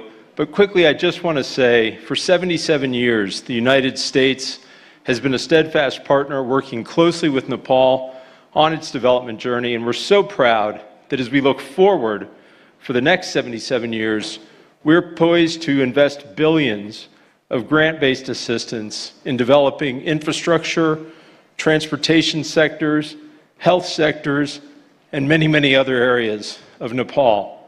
And working together, we want to strengthen the business climate and make Nepal indeed a fine destination for investment. Congratulations on this summit, and I would turn people's attention to the video screens to see some friends of Nepal from Washington with their greetings. The United States is deeply committed to Nepal's economic future. For over 7 decades, the United States has worked with the Nepali people, its government, and the vibrant private sector to attract investment, to strengthen the business climate, and to make sure this economic growth benefits people at all levels of Nepali society. I had the unforgettable experience of visiting Nepal last year, and I saw firsthand the deep cultural heritage, the incredible natural beauty, and of course the inspiring people that make Nepal unique. From tourism to clean energy, agribusiness to IT, Nepal provides a significant emerging opportunity for investment. As Nepal graduates from least developed country status in 2026, this summit is of paramount importance, as are the government of Nepal's continued steps to adopt pro-growth reforms and further build on its impressive democratic progress. USAID is looking forward to continued partnership with the government and with the private sector to generate additional growth and opportunity for the people of Nepal. The United States is committed to supporting Nepal's economic growth. DFC has committed more than $270 million in projects across Nepal to support Nepal's vital economic sectors, including technology, agriculture, and energy. We have focused on improving access to capital for small and medium enterprises across Nepal, particularly strengthening women's economic empowerment. And we know that there is much more that we can do together. Together, we can invest in Nepal's infrastructure and help support economic growth across the country. And we at DFC are ready to do our part. Nepal and the United States have a long history of bilateral ties based on our shared principles and values. I saw the importance of this common foundation when I visited Nepal last year and witnessed firsthand the immense potential for growth in our relationship. I'm excited for this summit because I see how much opportunity exists for Nepal and the United States to expand our business and investment ties. I look forward to seeing how both Nepal and the United States find ways to make Nepal's business climate welcoming to U.S. investment and how we can continue working together to build up our relationship. The $500 million Nepali-led MCC Compact supports clean and reliable energy and safer roads and aims to create tens of thousands of new jobs for Nepalis and facilitate robust cross-border trade in clean energy. By helping Nepal achieve these national priorities, businesses will be encouraged and enabled to sustain and grow their investments. Through these partnerships, the United States also supports the government of Nepal on policy reforms to attract even more business interests, making it easy for local businesses to grow and helping the government deliver on its promise of an inclusive and prosperous democracy for all Nepalis. The U.S. government is looking forward to supporting Nepal as it realizes its incredible potential as a global destination for business.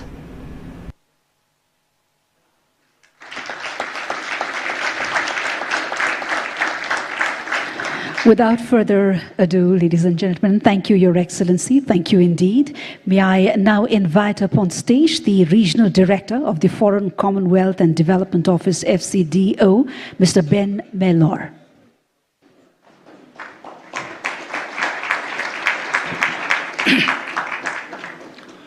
Right Honourable Prime Minister, distinguished guests, namaste.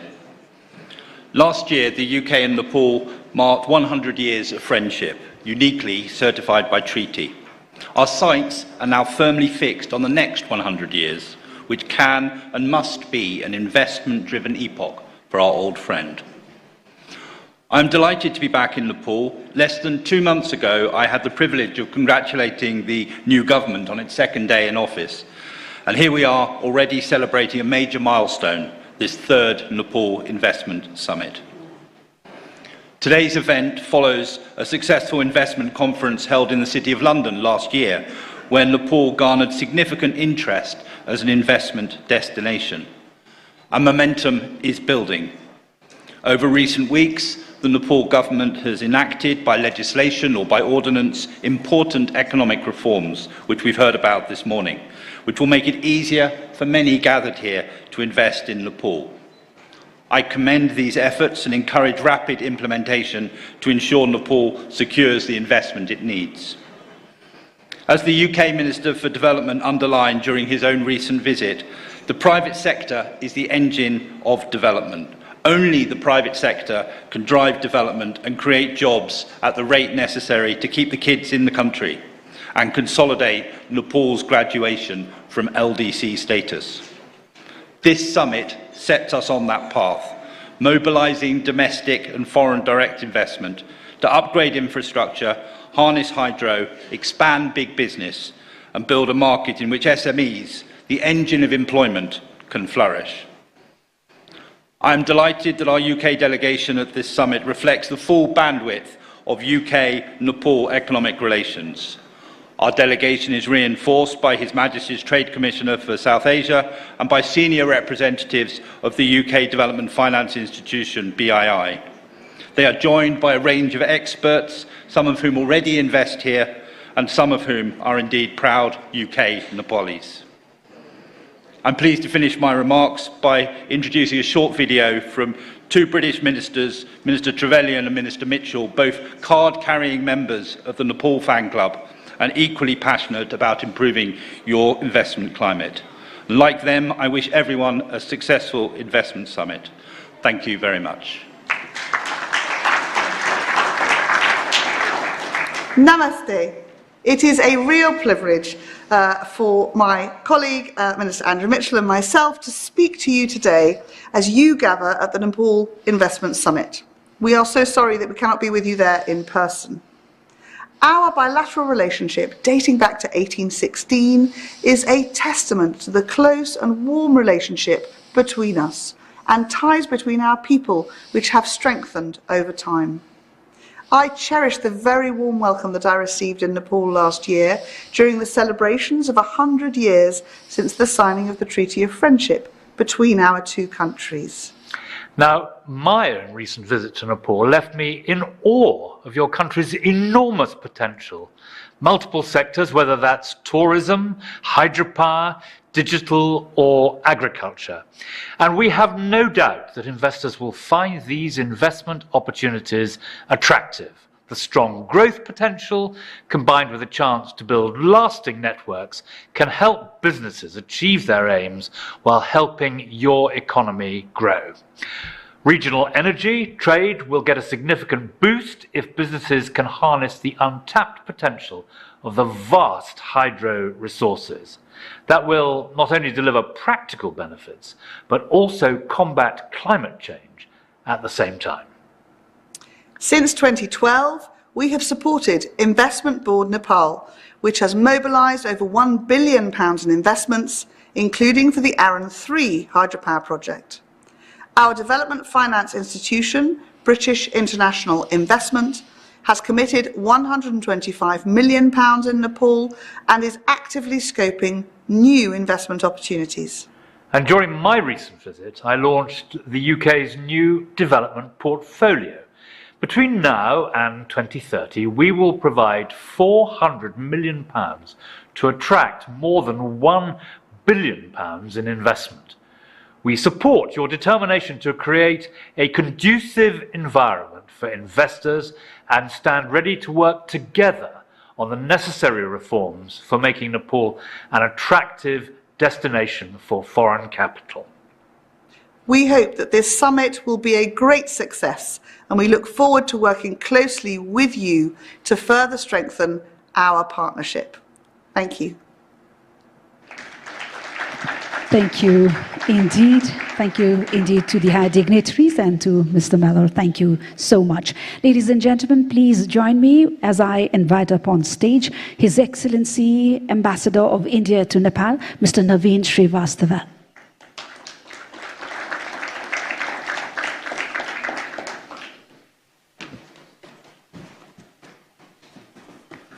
Right Honorable Prime Minister of Nepal, Pushpa Kamal Dahal Prachanda ji, Honorable former Prime Minister of Nepal, Sher Bahadur Devaji, Honorable Finance Minister, Varsman Punji, other ministers of the Government of Nepal, distinguished guests, ladies and gentlemen, thank you for giving me this opportunity to participate in the 3rd Nepal Investment Summit and also to introduce the speech by our Commerce and Industry Minister, Mr. Piyush Goyal, who unfortunately cannot join us physically today because of the ongoing elections in India.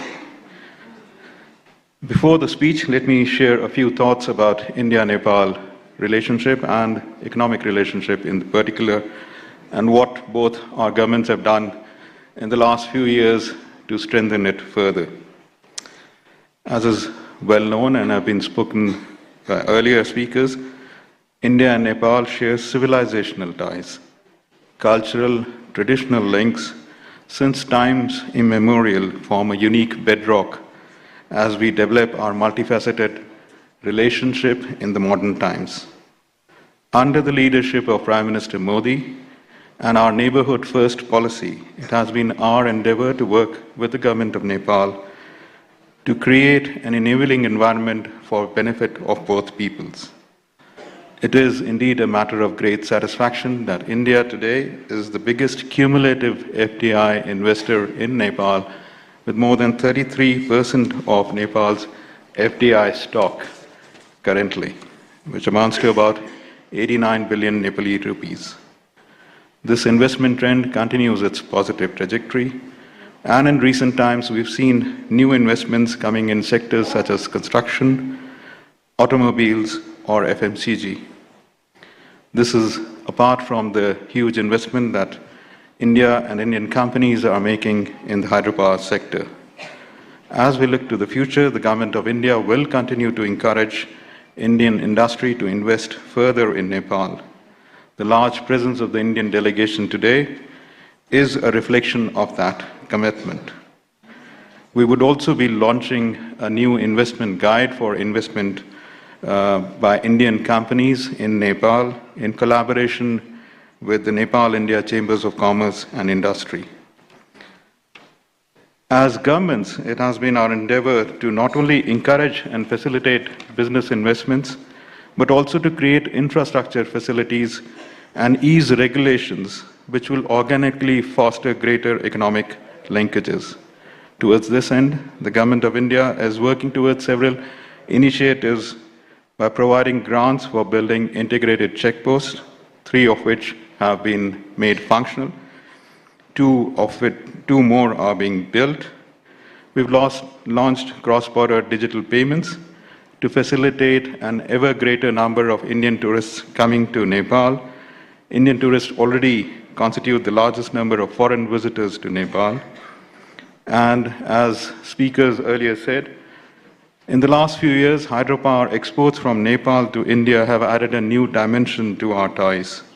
Last year alone, Nepal exported about 650 megawatts of power to India, earning a considerable revenue, which constituted about 10% of Nepal's total export to India, or 7% of Nepal's global exports. To further foster this, our 2 governments have also concluded a long-term agreement on power trade, which was finalized during Right Honorable Prime Minister's visit to India last year. At present, we are also discussing a trilateral power trade between India, Nepal, and Bangladesh.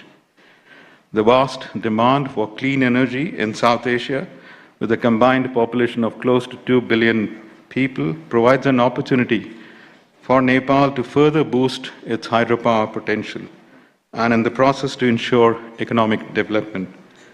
In this regard, the choices that we make now can be the vehicle to convert the vision of Nepal to become, to foster inclusive economic growth.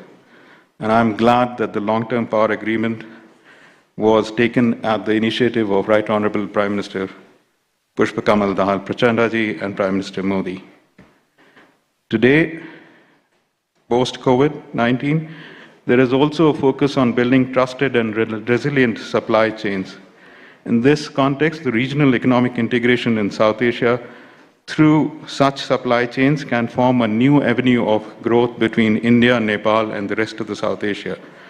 I hope today's this investment summit would provide an opportunity to discuss and other aspects for how to further boost regional economic integration in South Asia. Before I conclude and invite you to hear our Minister for Commerce and Industry, Mr. Piyush Goyal, let me also thank both IBN and the Government of Nepal, as well as other agencies, for putting together this fabulous event. Thank you.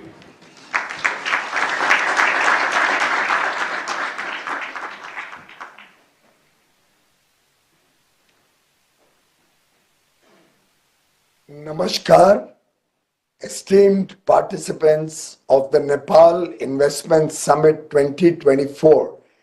Truly a privilege and honor to address this august gathering.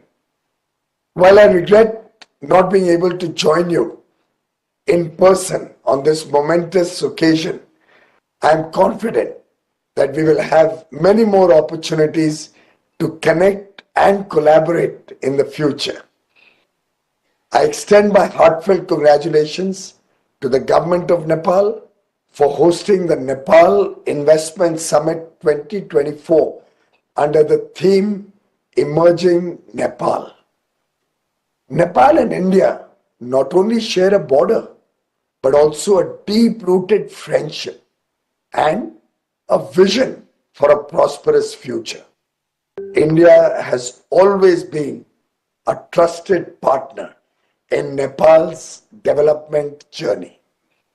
Friends, the unique ties between our two nations are built on long-standing people-to-people connections that have stood the test of time. Nepal is a key partner in India's neighborhood first policy, and it reflects in our continued collaboration. And we cooperate on projects in hydropower and connectivity. Reiterating the words of our Honorable Prime Minister, Shri Narendra Modi ji, I quote, "We will continue to strive to take India-Nepal ties to Himalayan heights." Investing in Nepal is not just about seeking profitable ventures. It's about contributing to the progress and prosperity of a nation with immense potential. Friends, I am confident that going forward, we will continue to work as friends. We will continue to invest in Nepal. We will continue to expand our trading and business relationship. I urge investors from around the globe, including India, to seize this opportunity and become a part of emerging Nepal. May this business summit be a grand success. Thank you. Jai Hind. Immensely grateful we are to their excellencies for adding this extra value to this forum, for their great reflections and insightful sharings. And to all the high dignitaries, thank you so much for adding all that value through your insightful statements and by being a part of this summit, which, as said earlier, is of paramount importance to all of us.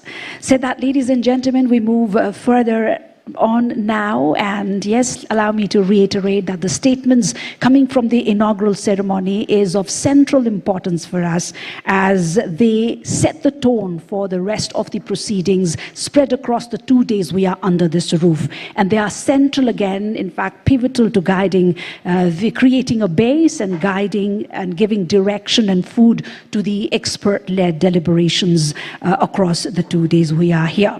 Said that, now we turn to our honorable leaders who have been close to the policy reins for a long time now, bring along a plethora of experience and a vision that stands strong with the spirit that they bring along to this forum, and whose presence, ladies and gentlemen, itself is a testament of their sensitivity, commitment, and solidarity to the national development and prosperity of Nepal, and a reflection of their gratitude and the great value Nepal accords to your very valuable presence amidst us here in Kathmandu today. Said that, please join me in inviting to share his remarks former Prime Minister and leader of the opposition party, Honorable Mr. Sher Bahadur Deuba.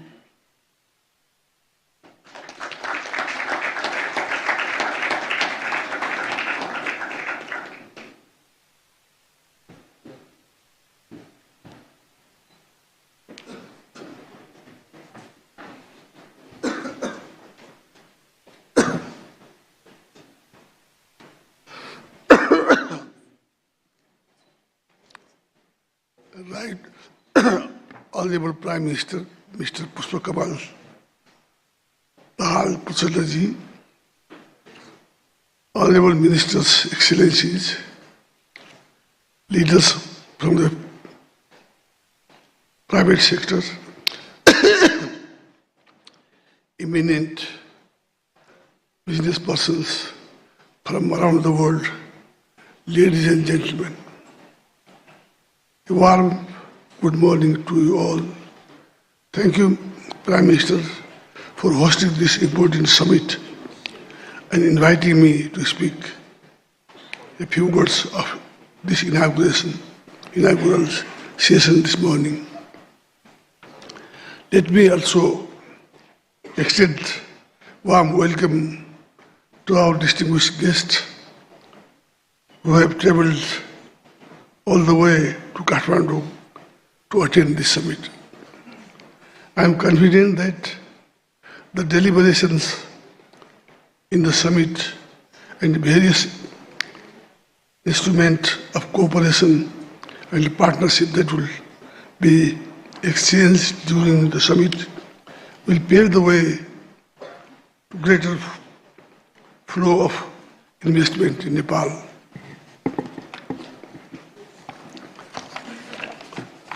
Nepal is still a least developed country. We confront huge development challenges, while our country has huge potential for development. We lack adequate capital and appropriate technology to realize development benefits. In this context, the convening of this high-level event assumes a particular significance. My party, Nepali Congress, initiated economic reform reform in Nepal back in 1990. Nepali Congress government liberalized the economy, invited private sectors, and created a conducive environment for foreign investment. During that short span of period, our government reoriented the policies, revised old laws, brought in new laws, realized the public expenditure and initiated the liberal income tax regime. Nepal's investment regime is now liberal in terms of sector open for foreign investment, tax policies, and repatriation earnings. Amongst all sectors are open to foreign investment. Agriculture,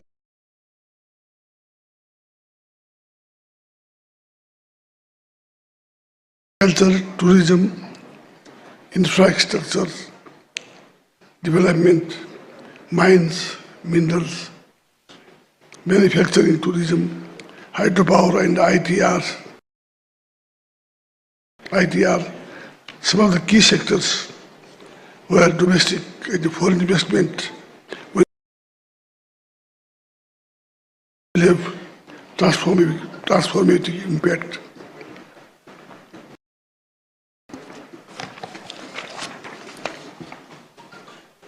Foreign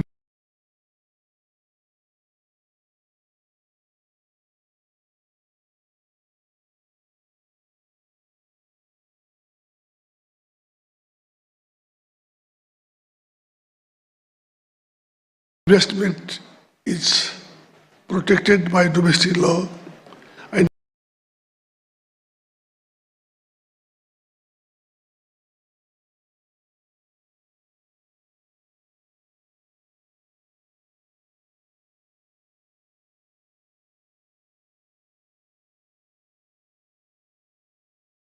various international instruments to which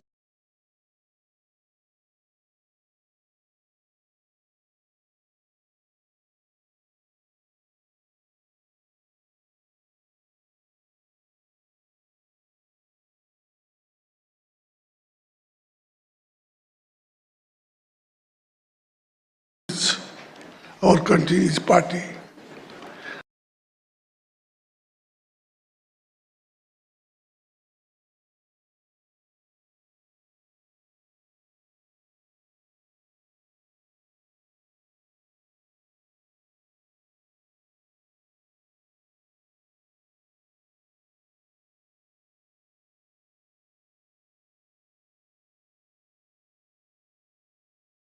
I have come to know that the government has expressed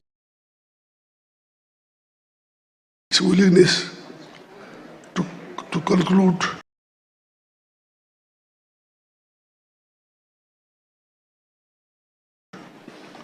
bilateral investment protection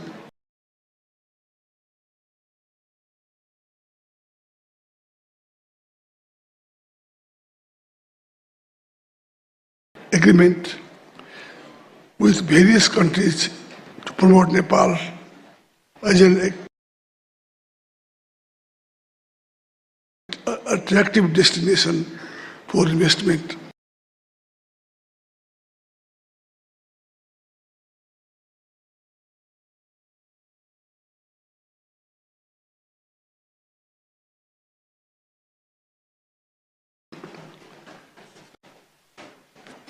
Flexible our law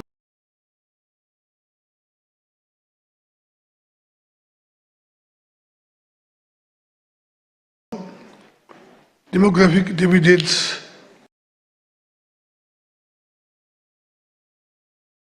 with substantial share of young and energetic populations.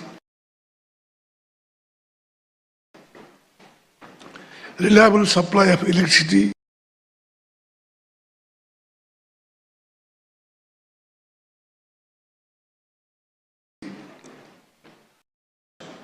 will create more conducive environment for the private sectors.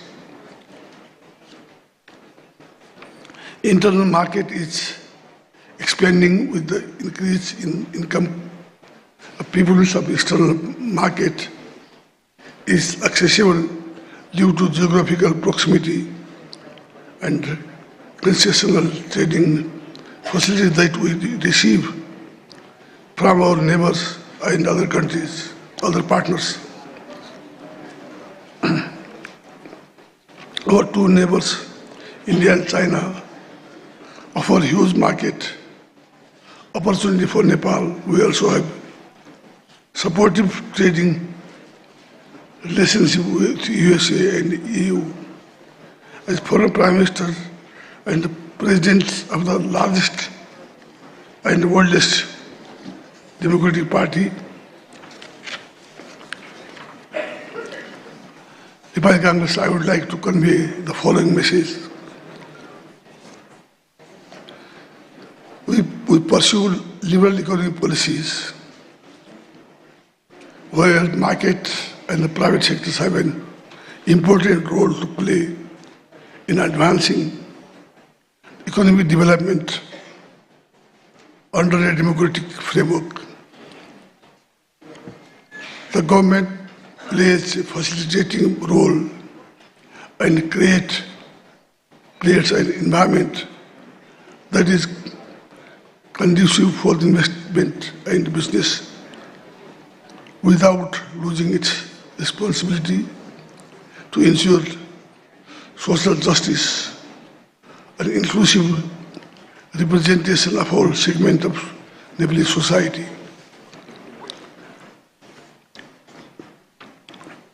We live in the era of intense competition of investment. This means we need to be more attractive and competitive in providing intensive and protecting investment. Money goes where it treated well. Well, it is treated well. We continue pursuing reform in a coherent and practical manner to adjust our investment regime in the light of changes in the internal and external economic environment. We do not pursue disciplinary policy vis-a-vis foreign investors. We are treated for with national investors. We welcome foreign investors as our valued guests.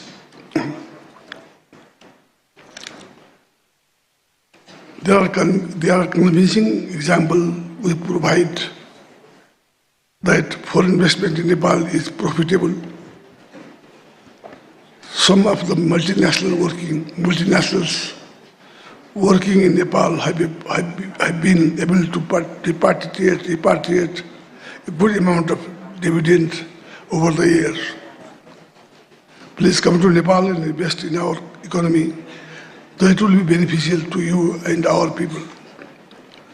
We will provide you a full protection, assure that our sustained cooperation from start to finish. We will cherish our partnership for development and prosperity.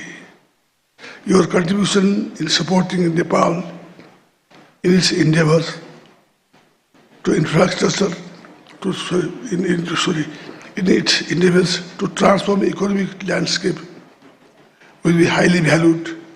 The time is of essence, time of essence. Nepal has huge untapped potentials. I believe that with our common efforts, we can make a difference. I wish our international guests a pleasant stay in Nepal and a productive deliberations. I also wish to thank all the success to the summit. Thank you very much. Jai Nepal. Thank you, sir. Thank you indeed for your great reflections of solidarity and commitment, and of course for the acknowledgements. It's been a sheer beauty of this forum, ladies and gentlemen, since the very beginning, of our leaders standing strong together when it comes to issues of national prosperity and welfare. Thank you one more time to Honorable Sher Bahadur Deuba. Said that, ladies and gentlemen, it is my pleasure to draw your attention now to a significant moment of collaboration and commitment. And trust me, this is just the beginning. And today, in the gracious presence of the Right Honorable Prime Minister, Mr. Pushpakamal Dahal Prachanda, and reflecting the spirit of partnership and progress, we shall witness the signing of a few MOUs.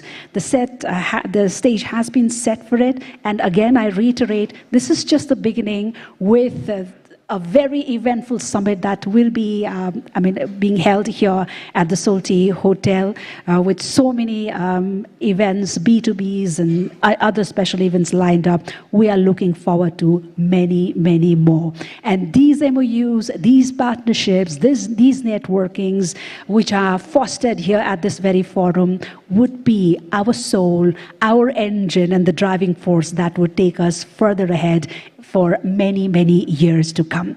And with this hope and confidence, it's my pleasure now to invite the signatories for the first MOU, which is between the BLC Group Nepal and Yota Data Service India.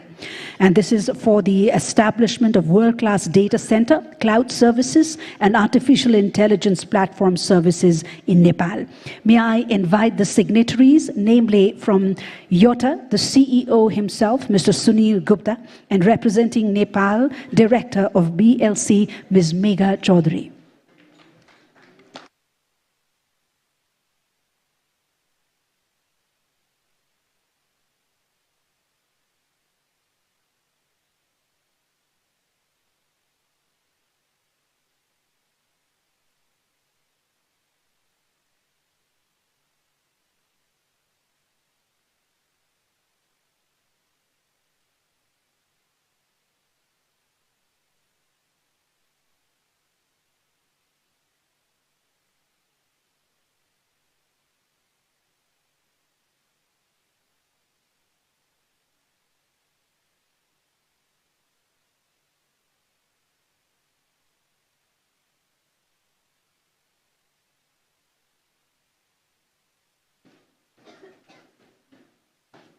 Initials put, may I have the privilege of inviting both these signatories up on stage for a better view and to honor the gracious presence of the Right Honorable Prime Minister, Mr. Pushpakamal Dahal Prachanda.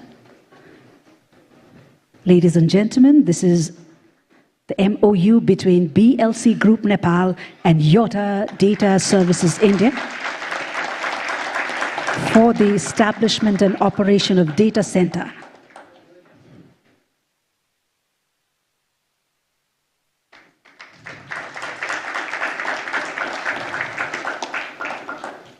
Thank you so much. The next MOU, ladies and gentlemen, is between the Federation of Nepali Chamber of Commerce and Industries and the National Chamber of Commerce and Industry of Malaysia for trade and investment promotion. May I have the pleasure of inviting the signatories from Malaysia Chamber of Commerce, the President himself, Tan Sri Dato So Tian Lai, and from FNCCI, President Mr. Chandra Prasad Dhakal.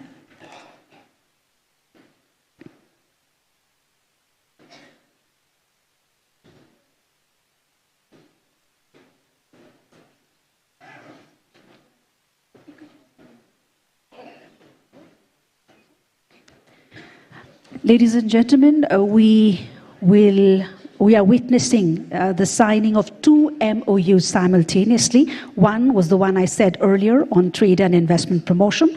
The second is between FNCCI and the Federation of Malaysian Manufacturers for Trade and Investment Promotion, with the signatories, Mr. Chandra Prasad Dhakal from FNCCI and Tan Sri Dato So Tian Lai, the President of the Malaysian National Chamber of Commerce and Industry. The second MOU is for trade and investment promotion. May I invite the signatories up on stage to honor the gracious presence of the Right Honorable Prime Minister.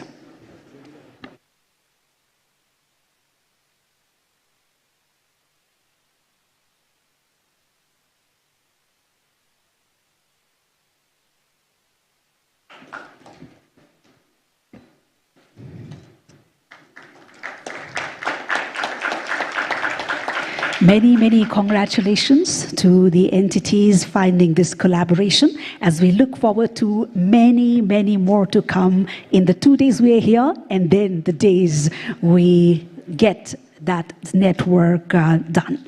So that, ladies and gentlemen, these documents, as I said, symbolize our collective commitments to fostering economic growth, innovation, and sustainable development goals. We now move forward, and it's my distinct honor, ladies and gentlemen, to invite up to the podium a leader whose leadership and commitment has propelled Nepal towards a future filled with promise and opportunity. Please join me in welcoming our chief guest, the Right Honorable Prime Minister, who's also the chairman of the Investment Board of Nepal, to make his special address to this forum.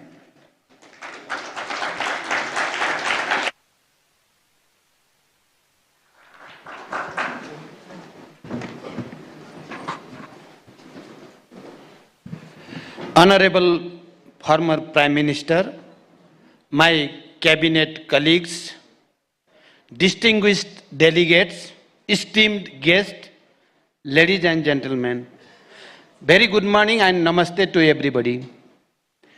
At the outset, I extend my warm welcome to you all to the 3rd Nepal Investment Summit 2024. Today marks a momentous occasion in our journey towards economic prosperity and sustainable development.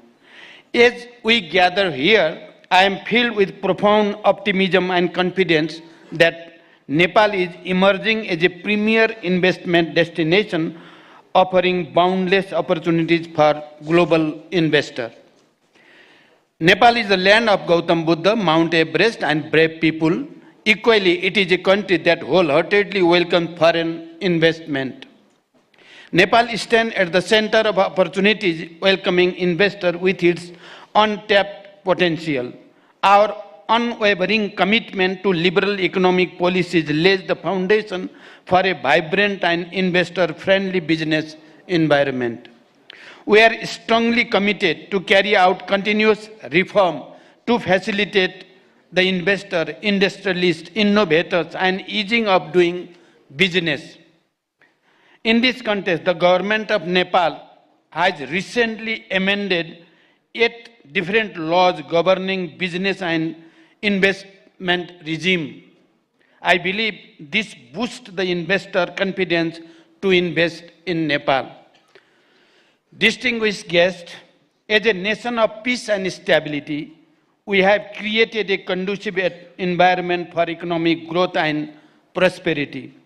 The federal system of governance ensures a balanced development approach, fostering social and economic transformation across the nation.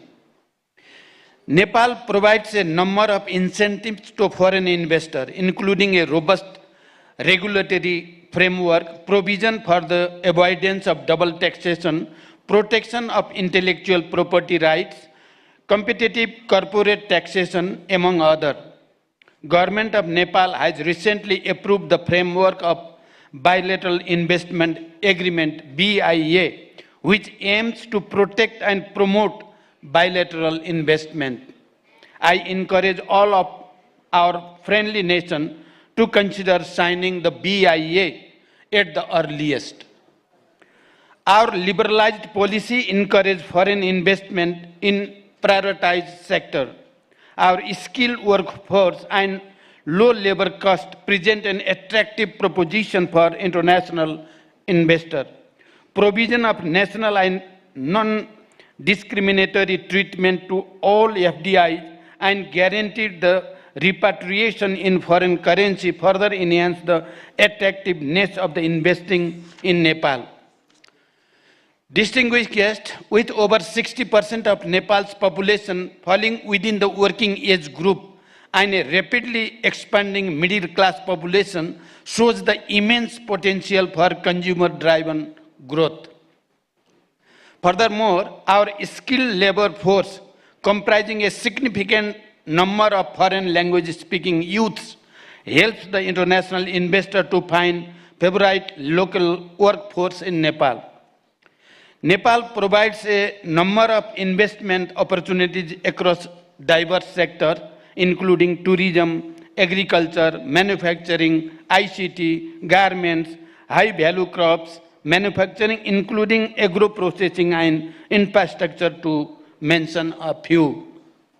Our hydropower potential holds the promise of abundant renewable and clean energy supply, while the tourism sector beacons with its rich cultural heritage and natural beauty.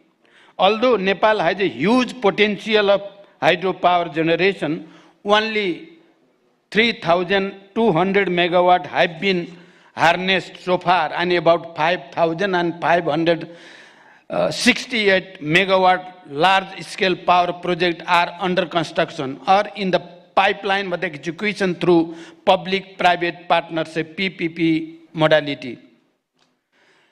This explicitly shows the enormous opportunities to invest in hydropower sector in Nepal.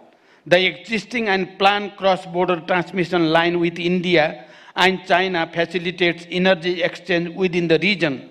To facilitate the power cooperation within the region, we have signed power trade agreement with India, MOU for power sector cooperation with China, and MOU for power export with Bangladesh.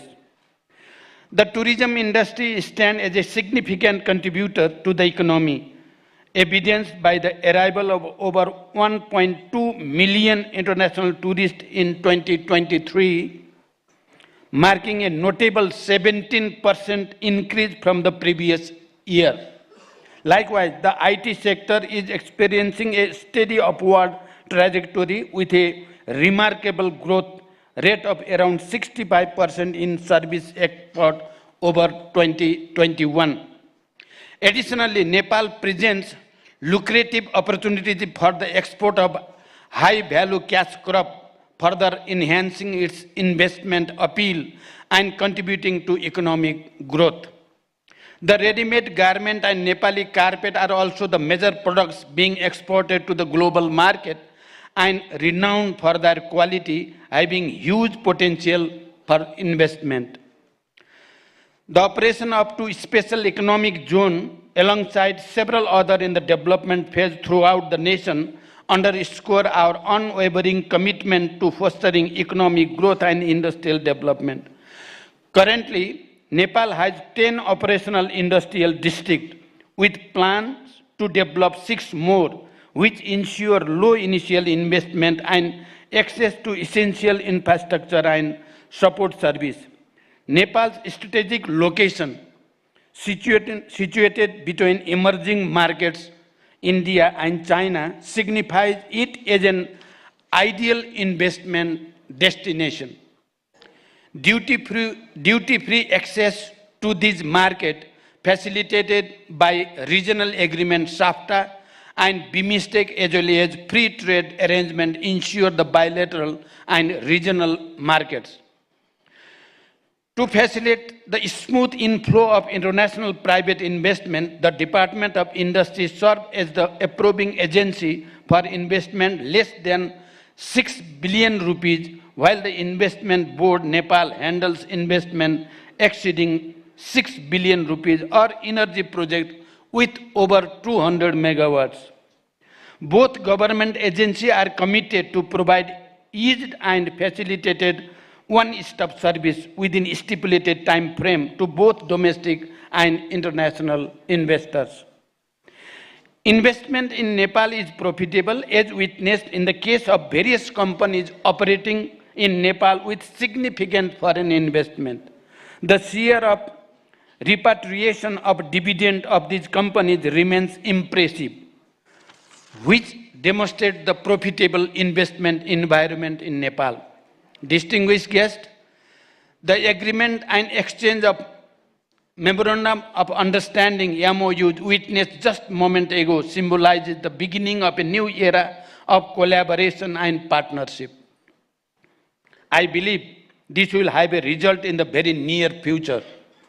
I also believe that during this important today's event, some declaration will be made at different level, government to government, government to business and business to business, and business and government, and this will project Nepal as a global investment destination.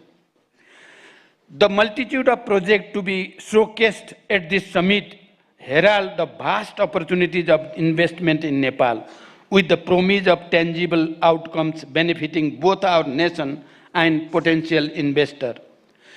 As we embark on this collective journey, I am confident that Nepal's immediate goal of achieving sustainable and high economic growth in the coming decade is well within the reach through the partnership with private sector, both domestic and foreign. With the collaboration and support of all, I am optimistic that we will harness Nepal's economic potential and chart a course toward economic transformation and prosperity. I believe that the presence of government and the leader of the opposition and the collective commitment for the environment clearly proves that Nepal is one in this mission. At the end, I express my warmest wishes to all the delegates for a fruitful and productive summit. We would be reaching to you to materializing the outcomes of this summit. May your time in Nepal be filled with inspiration, collaboration, and opportunity. Together, let us pave the way for a brighter future. Wishing you a pleasant stay in Nepal. Thank you. Thank you for your attention.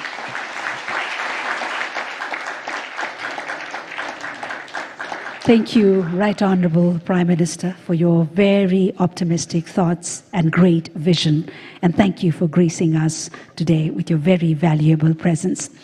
Ladies and gentlemen, trust us, it's been a Herculean task to craft all this together, tailor everything around the summit, because we wanted to create a very strong foundation, a foundation for a new era, just as similarly to what the Right Honourable Prime Minister put it, a new era of collaboration and partnership for Nepal with the friends across the world. And the IBN, with its strategic approach to investment promotion, has over the years not only spearheaded implementation of several high-profile projects, but also has fostered an environment of trust and cooperation between the government, private sectors, and international investors. And it's been a race, a very high race for the IBN and the entire team itself. So ladies and gentlemen, as we applaud the entire team of IBN, who's been working day and night under the supervision and guidance of the Right Honorable Prime Minister, the Finance Minister, as well as the entire government team, may I invite now to extend the vote of thanks, the leadership himself, the CEO, who is also the Member Secretary of the Nepal Investment Summit 2024 Steering Committee, Mr. Sushil Bhatta, to extend the formal vote of thanks.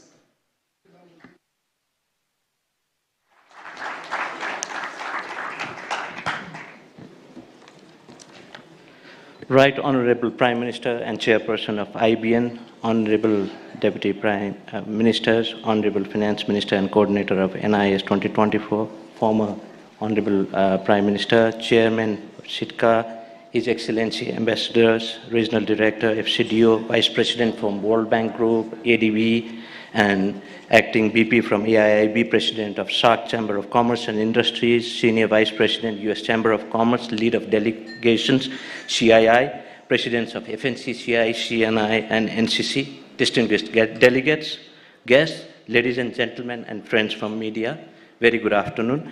It is with great pleasure and honor that I stand before you today amidst this august gathering of minds and ideas. I warmly welcome you all to the third Nepal Investment Summit 2024. Your presence today signifies a shared commitment to growth and sustainable development, thereby shaping a brighter future for generations to come. We are delighted to welcome delegates from around the world representing different countries and companies. With around 800 foreign delegates from more than 60 countries and over 1,000 delegates from Nepal, the diversity of perspectives gathered here today is truly remarkable. This summit builds on the successes of past summits, each a stepping stone towards our collective vision of attracting substantial investments. As we gather here, we continue the legacy of those who have tirelessly worked to showcase Nepal's vast potential on the global stage. I extend my deepest gratitude to our Right Honorable Prime Minister for gracing us with memorable and inspiring address. Special thankfulness to Honorable Finance Minister for your steadfast determination, guidance, and leadership for organizing this summit. And my heartfelt appreciation to Honorable former Prime Minister for your gracious presence today, showcasing collective vision of our political leadership in promoting and leveraging private sector investments, including FDI in Nepal. I am deeply honored for the insightful address shared by our distinguished guests, which have added significant depth and breadth to our discussions. Special thanks to our valued development partners for their continuous support for promoting private sector investment and in turn creating a conducive business environment in Nepal. Special gratitude to UK FCDO for facilitating in organizing this investment summit. Special thanks to Chairperson, Chief Secretary, and members of the Implementation Committee, Secretariat, and my team, Technical Committee, the Special Task Force for amendment of provisions prevailing in existing Act regulations, and whose tireless efforts have been the backbone of this summit. And extend my heartfelt appreciation to each one of you. And further, I am deeply grateful to the invaluable support of the private sector umbrella organization, the media fraternity, Hotel Solti, the event management company, and the security personnel whose collaborations have amplified the impact of this summit by ensuring the smooth and secure conduct of the event. And moving towards the summit, the first day of the event will embark on our journey with two insightful plenary sessions, and today's first plenary session will delve into the diverse investment opportunities awaiting exploration within Nepal, while the second will spotlight inspiring success stories from investors who have found prosperity within our borders. Moving to the second day, we will witness a total of 12 sessions, which covers an array of sectors with prior focus on presenting Nepal's potential areas of investments, including green investment opportunities in Nepal. And further, the summit will culminate with a pivotal session on leveraging public-private partnership for infrastructure and services. Discussions from these sessions shall have good takeaways for mobilizing private investments in different potential sectors of Nepal, including leveraging the PPP investment to complement government's development effort. Looking ahead, I anticipate that the discussions and collaborations forged during the summit will pave the way for mobilizing private investments the country and paving way for transformative journey towards economic prosperity and sustainable development.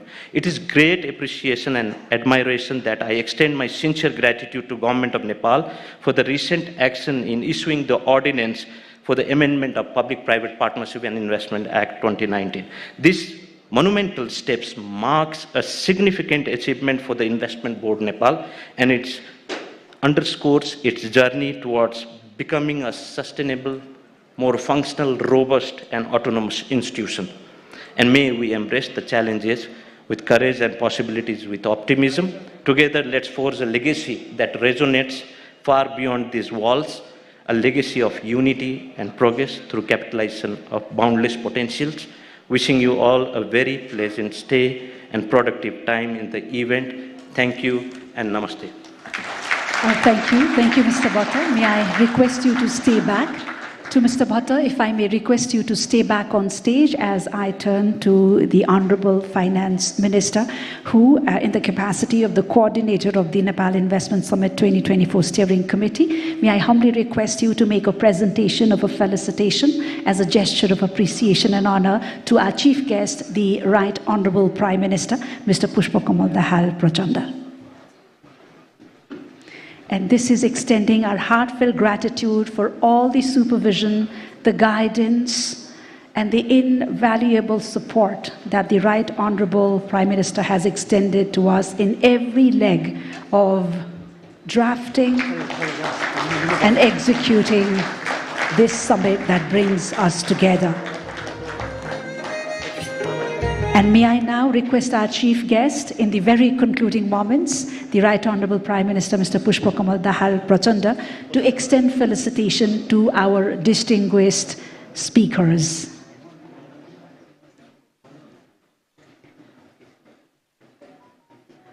May I request our chief guest, the Right Honorable Prime Minister, Mr. Pushpakamal Dahal Prachanda, to extend felicitation to our distinguished speakers. This is extending our deepest gratitude and appreciation, first and foremost, to the President of Nepal Chamber of Commerce, Mr. Kamlesh Kumar Agarwal.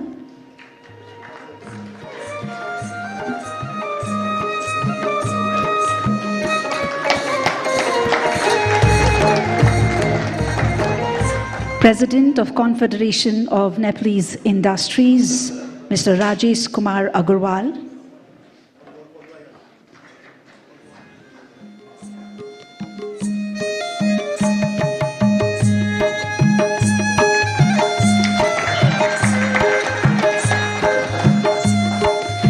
President of the Federation of Nepali Chamber of Commerce and Industries, Mr. Chandra Prasad Dhakal.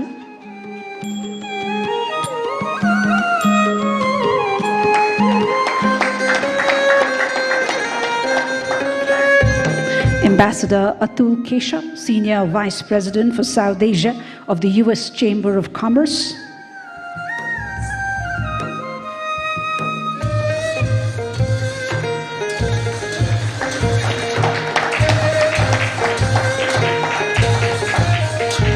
Mr. Ben Mellor, Regional Director, Foreign, Commonwealth and Development Office, FCDO.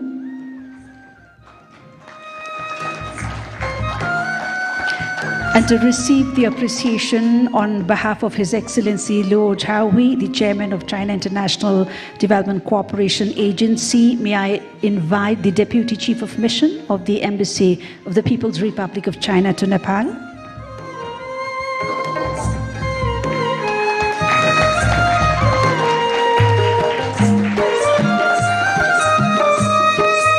Mr. Supratim Datta, the lead of Delegation, Confederation of Indian Industries.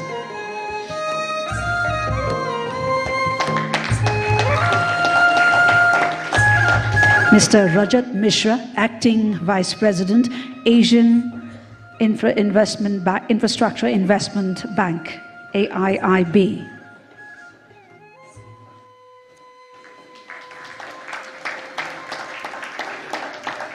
Mr. Yin Ming Yang, the Vice President for Central West and South Asia, Asian Development Bank, ADB.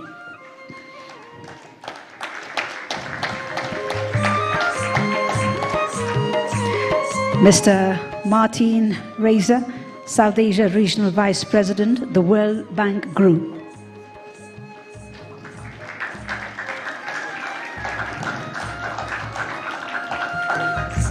Honorable Mr. Sher Bahadur Deuba, leader of the main opposition party, as well as the former Prime Minister.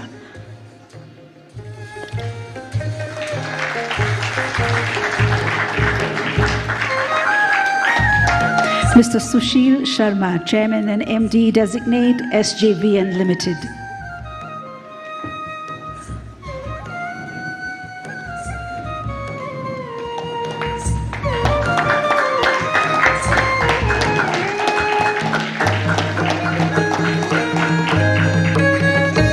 Mr. Muhammad Jasheem Uddin, President, SARC Chamber of Commerce and Industries.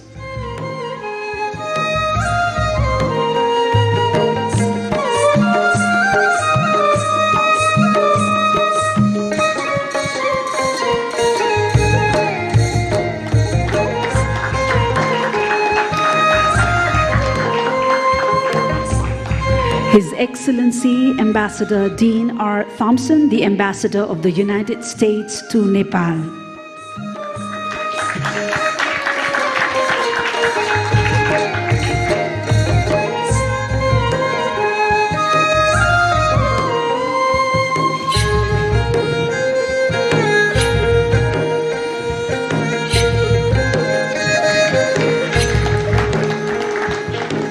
His Excellency Ambassador Naveen Srivastava, Ambassador of India to Nepal.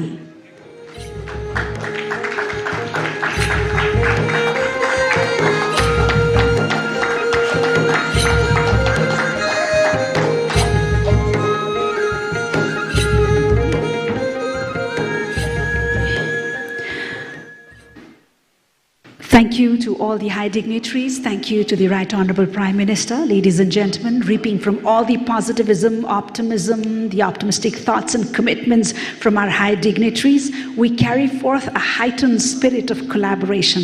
And together we have the opportunity to unleash Nepal's vast potential. We've already treaded on a step ahead.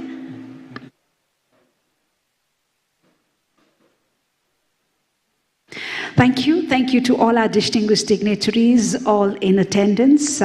With these words of gratitude, we call the inaugural ceremony off. However, there is a small formality. If I may invite the Chief Secretary of the Government of Nepal, Dr. Vaikunta Aryal, and all the high dignitaries, our esteemed speakers, to join our dignitaries up on stage for a quick group photograph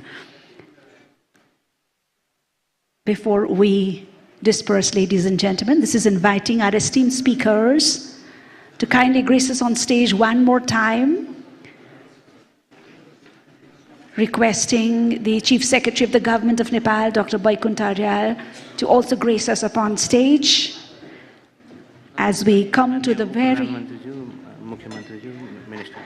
May I also invite upon stage Honorable Deputy Prime Ministers, the Honorable Ministers as well as Province Chiefs who are gracing us today at this very august occasion. And ladies and gentlemen, please note that our Honorable Deputy Prime Ministers and Ministers will be part of the panel discussions and the plenaries that are the very important part of this event. May I also invite the Honorable Ministers upon stage, please, and our Provincial Chiefs, all the high dignitaries, if you could grace us upon stage for a quick group photograph.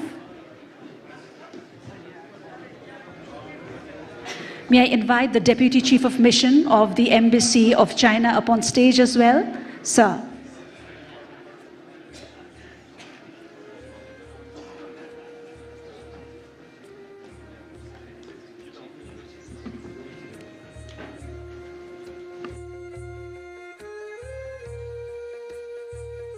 May I invite the Deputy Chief of Mission from the Embassy of the People's Republic of China. Please, sir, up on stage, if you...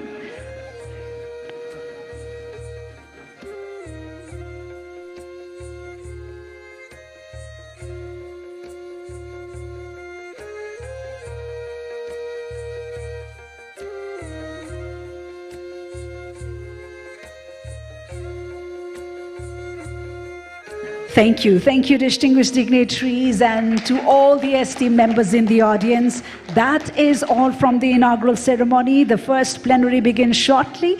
You can be a part of the tea and refreshments that will be served outside at the garden before converging for the plenary here at this very hall. Thank you. Thank you for your very valued presence.